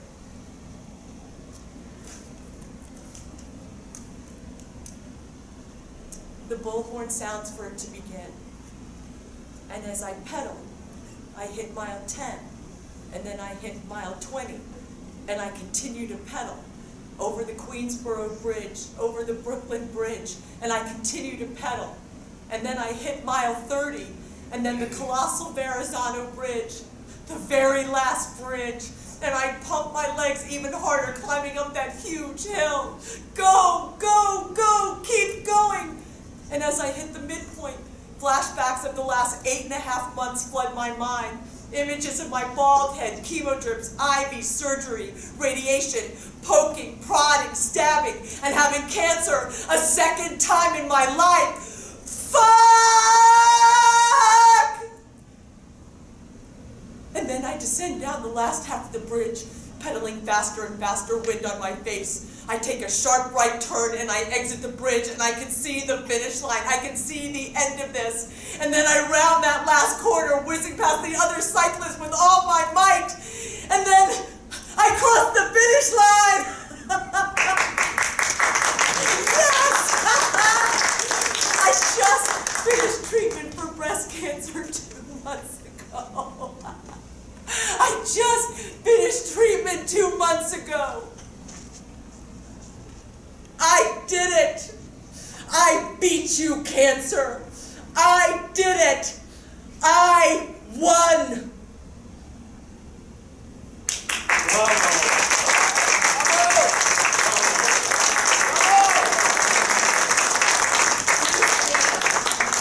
And his alter ego, the Hulk, uses his anger to help those in trouble. With my anger, I want to do the same. We are alike, except my color is bright pink.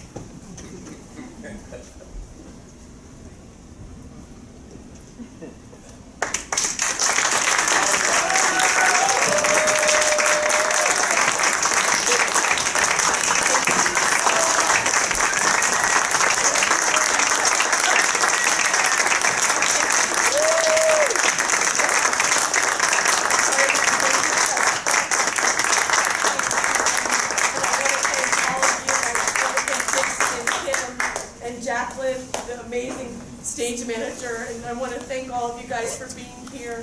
And it's been a great experience, and I love you all. And you know, I'm still single. So.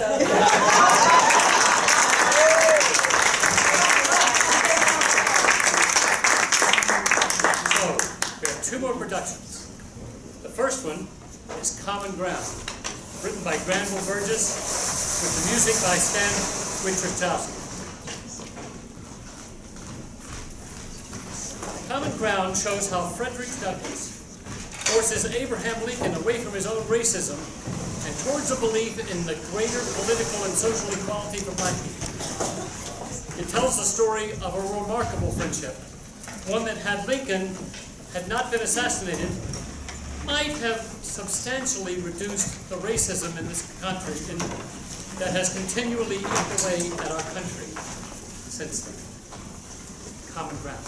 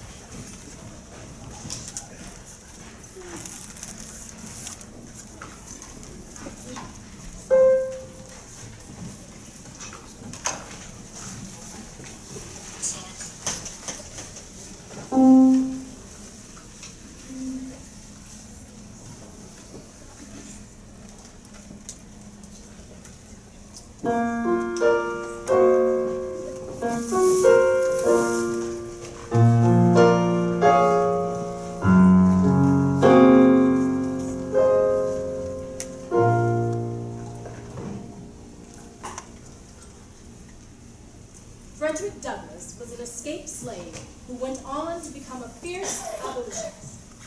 Abraham Lincoln rose from poverty to become president of the United States and by the Civil War.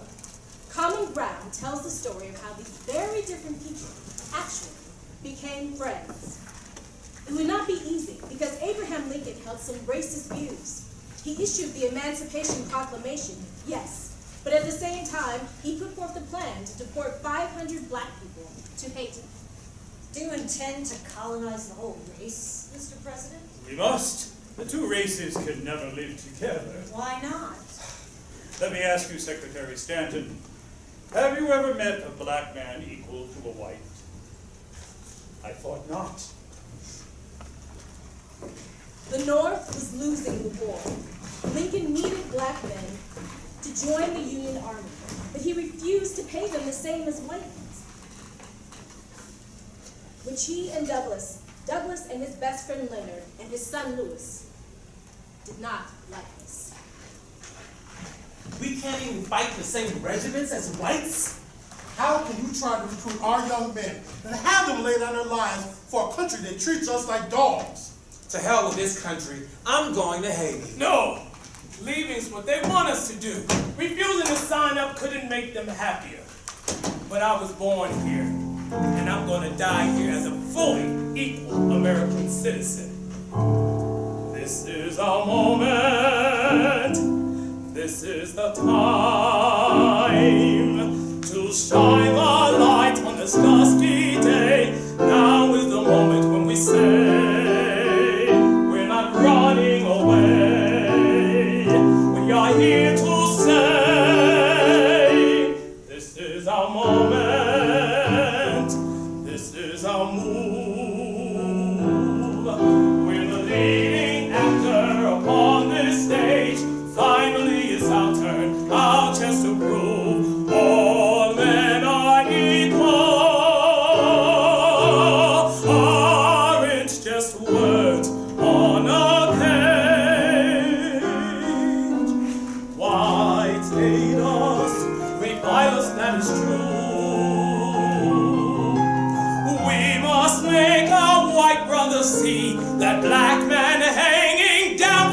country's not me, is you. You're dreaming, Frederick. This is our moment to leave. Oh, the iron gate to our prison stands half open. 1 gallant rush shall fling it wide, and 3 million of our brothers and sisters shall march into liberty. Or march into their death. Leonard! Let him go, Father. I'm staying. This is our moment, we must show the way. This is our moment. I'm going to speak out the man's trumpet tongue into Lincoln's ear. This is our great day.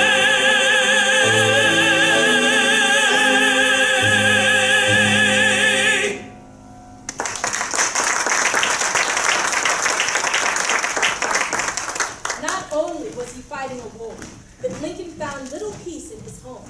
Even a night at the theater could be cause for his wife's insane jealousy. Did you enjoy Othello, Abraham? I can't help wondering what it would be like to see with Desdemona's eyes. Isn't that what we are called upon to do? No. You have rightly concluded that we are called upon to separate, which is why you sent those colonists to Haiti. I suppose. Will you come to bed? Not just yet. Going to stay up dreaming of Pretty Mary play? Why did you talk to her so much? She was a guest in our theater box. I do not approve of your flirtations with silly women. Don't you care about me anymore? I shall always care about you, Mother. Why must we sleep in separate rooms? This war. It's not the war. I want to be with you. Mother, I just don't feel adequate. I am the one who is inadequate, aren't I? Admit it! You do not desire me! Mother, come back! Mary! Where are the dreams we dreamed when we were young? Where are the songs we sang when there were songs to be sung? Remember the way at the start of the day, how promise hung in the air everywhere. How wonderful life did seem when we knew how to dream.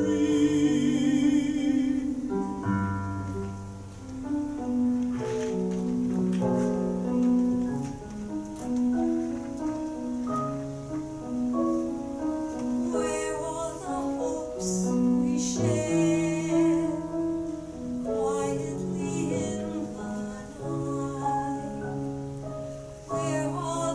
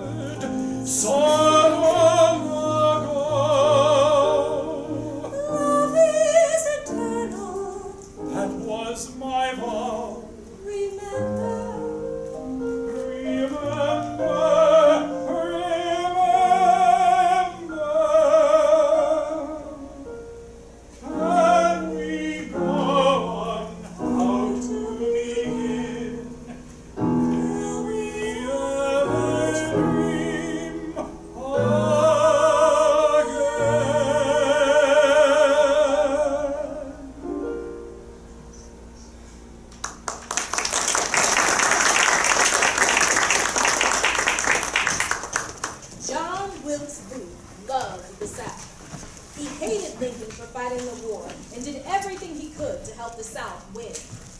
After a performance of Julius Caesar, Booth meets with a co-conspirator in his dressing room.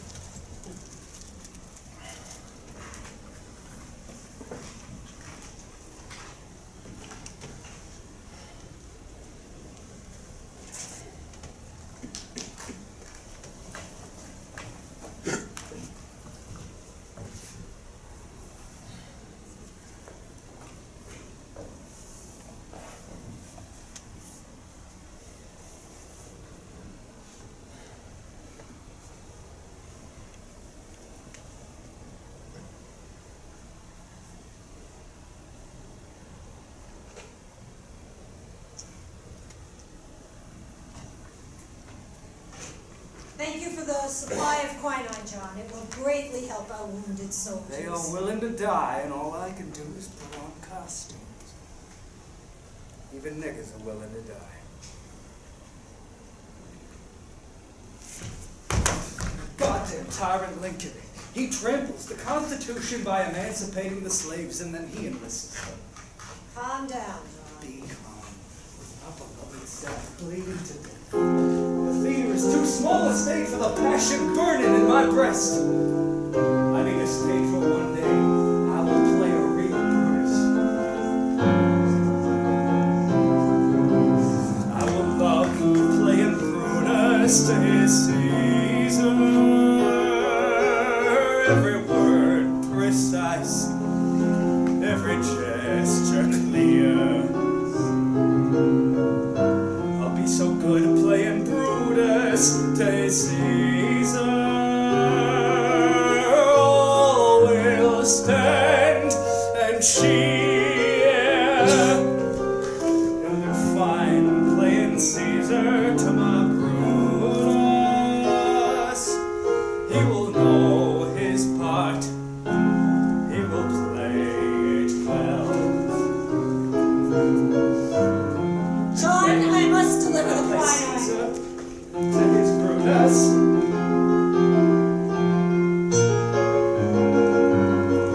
I'll send his soul to hell. No, not God. I call for my salvation. He is not my rod. The words of Shakespeare are my inspiration. I invoke here the devil as my God. Thus, ever to tyrants it is written, that will be my truth. Black Othello had Iago, Caesar had Brutus, and Lincoln will have Booth.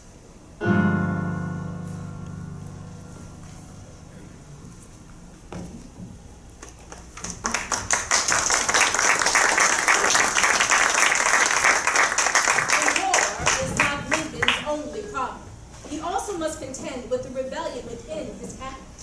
Salmon Chase, his Secretary of the Treasury, longs to be president. His Secretary of State, William Seward, and Secretary of War, Edwin Stanton, urge Lincoln to act. Ever the wily politician, Lincoln teaches them a political dance. It's outrageous that someone in your own administration is plotting to run against you. Salmon is like the blue bottle fly. He'll lay his eggs in any rotten spot he can find. You must fire him immediately. And lose the services of the man responsible for raising the monies necessary for our armies to fight. Victory is within reach. Which is why you must be elected and not Chase. Agreed. But it's a question how you go about it. If you will allow me a little instruction in the finer art of political obfuscation.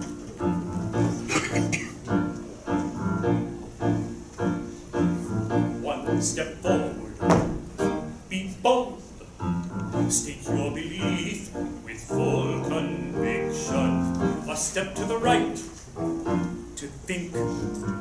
Your desire to act may meet with some restriction. Best to turn around, not completely changing course. Consider what alternatives there are. 2 steps left, forward once more. Look on nearly opposite of where I was before. Now consider and think about what if. Don't forget the but. And that's the political sidestep strut. Why not deal with salmon straight on? Because the salmon is a wary fish. Even after it is hooked, it must be played carefully before it can be safely landed.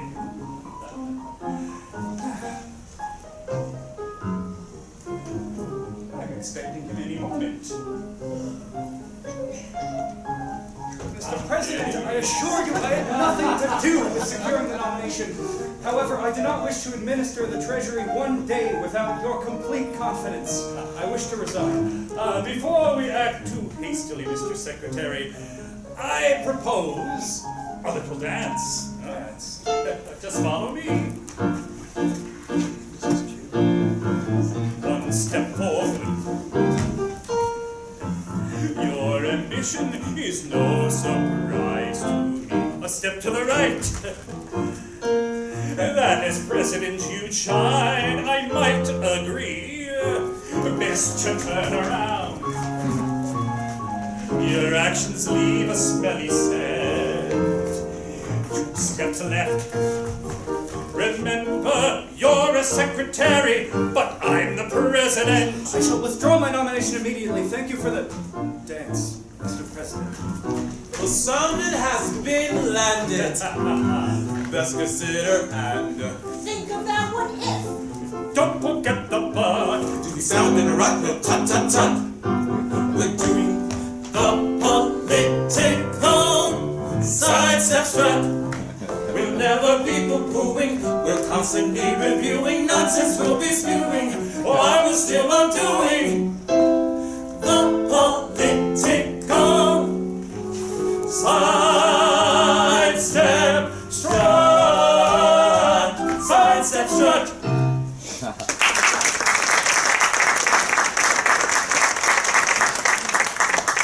The South has promised to kill black soldiers if they capture them. After all, they are just property. Lincoln has issued a retaliation order. For every captured soldier they kill, he will hang a Confederate soldier. At the Battle of Fort Pillow, General Forrest orders the soldiers killed, making the river run red with blood. Douglas received the news in a television as Lincoln debates what to do. Massacre?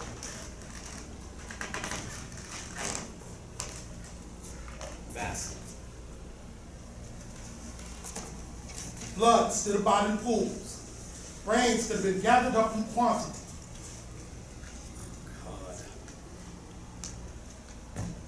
If you hadn't waited, those men would still be alive. Any word on Lincoln's retaliation? No, I guess you'll just have to wait for it. Not quite there yet. Not quite time yet.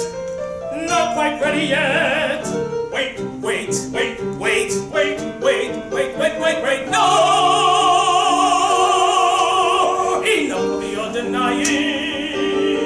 You'll treat us like dirt while you are denying my people hurt. Enough of your delaying till you feel the need while you are delaying my people bleed.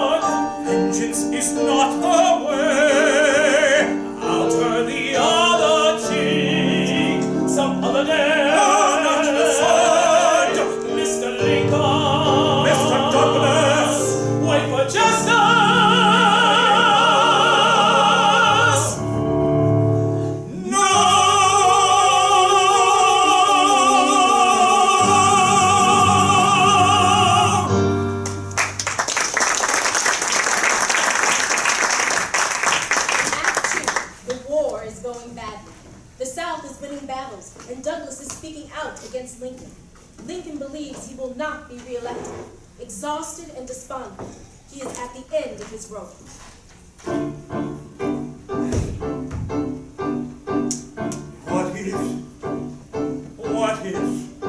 What if I can't find it? The vision to inspire us to turn the other cheek, to bandage all our wounds instead of opening them more. What if I point the way and no one will go?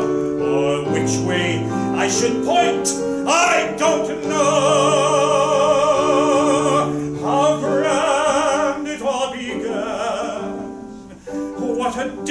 I'd make in building a nation, acknowledging each man's worth, the grandest nation on earth.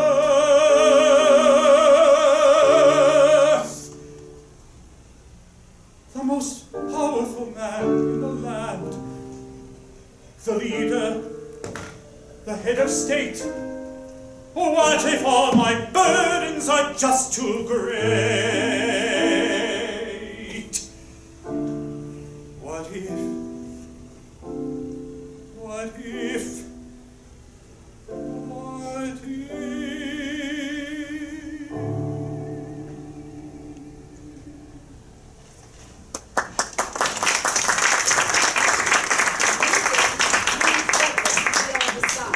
So he invites him to the White House. Douglas is forced to face an awful choice: forgiveness or revenge. I am trying to bring the rebel states back into the Union as quickly as possible. There must be room for forgiveness. Forgiveness?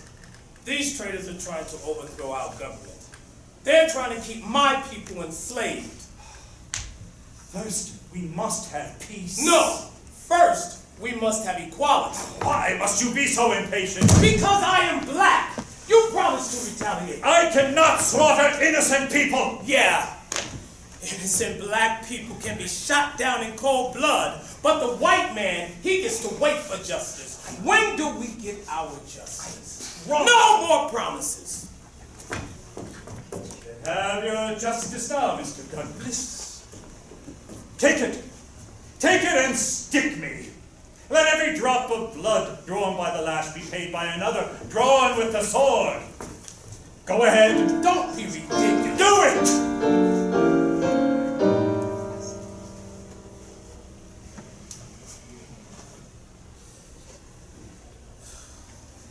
Vengeance is not so easy as you thought. Is it, Mr. Douglas? No, Mr. Lincoln. And neither is forgiveness.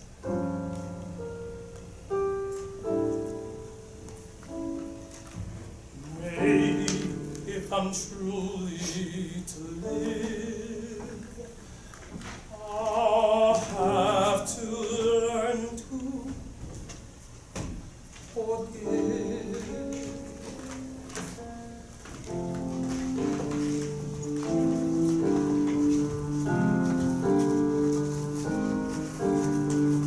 How do I learn to forgive when I've been wrong for so long?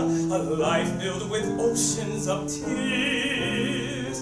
How do I use them to wash and to scrub until all my hate disappears? How do I learn to forget the countless days and ways that made me feel worthless and small? How do I burn up the anger inside, replace it with mercy for all?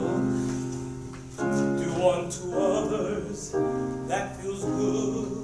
It makes the darkness turn to light. But when they do me with their fist, then by God I fight. But is that right?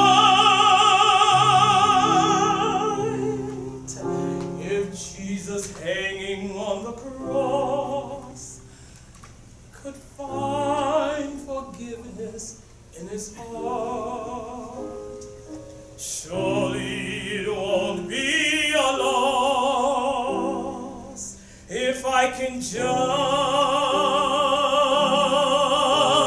start.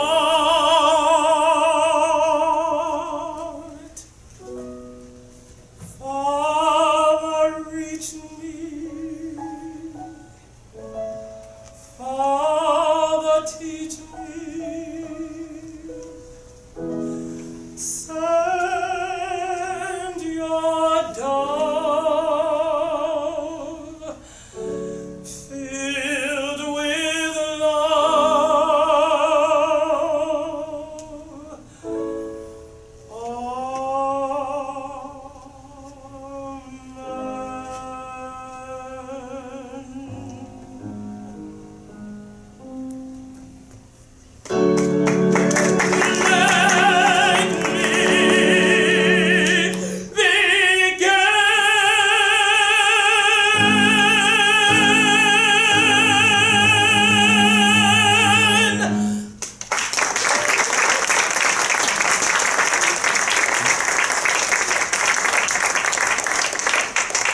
Frederick Douglass becomes the first African American ever to attend the inaugural ball.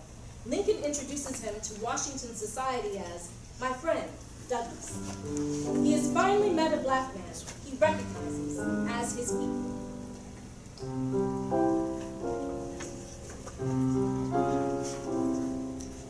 Common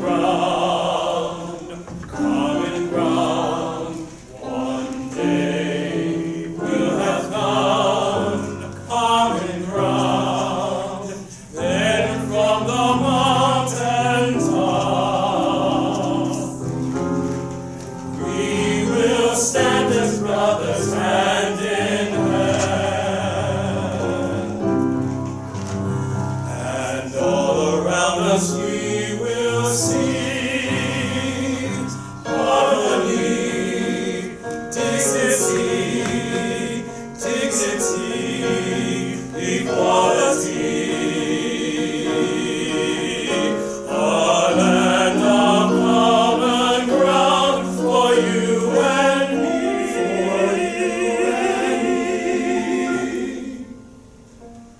All around, common ground, holy sound, common ground.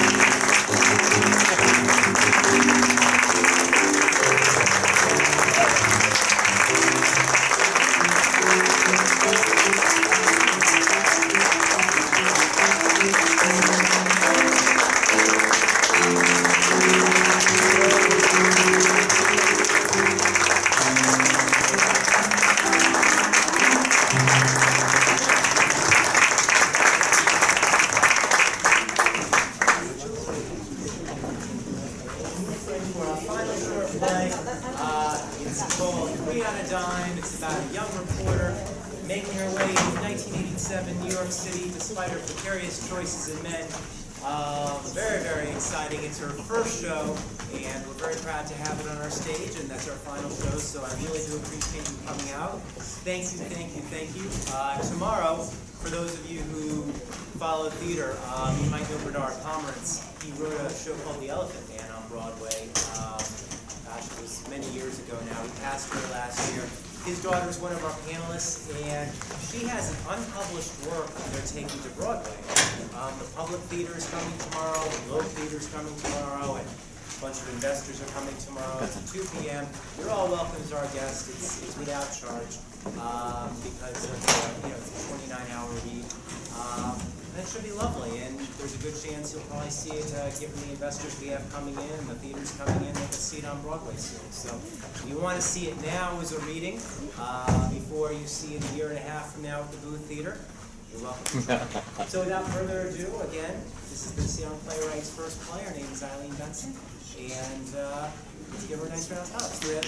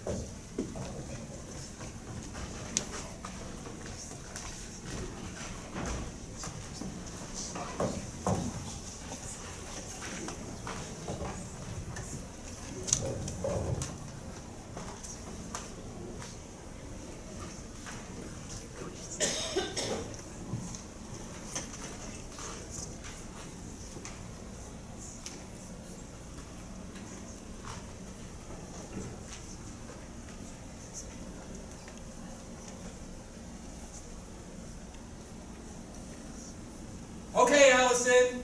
I'll see you on Sunday. Good luck on the shoot.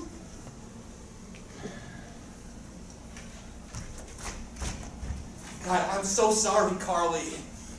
Well, Dune, I am never hanging out on anyone's fire escape in my underwear ever again. You are going to introduce me to the next person who comes to the door, aren't you? Oh, God, you're freezing. Oh, here, put this around you. Oh, drink this. It'll warm you up. How come these things always happen in winter? I'm sorry. I couldn't foresee Allison was going to forget something. She was supposed to be in Atlanta for 2 days on a commercial shoot.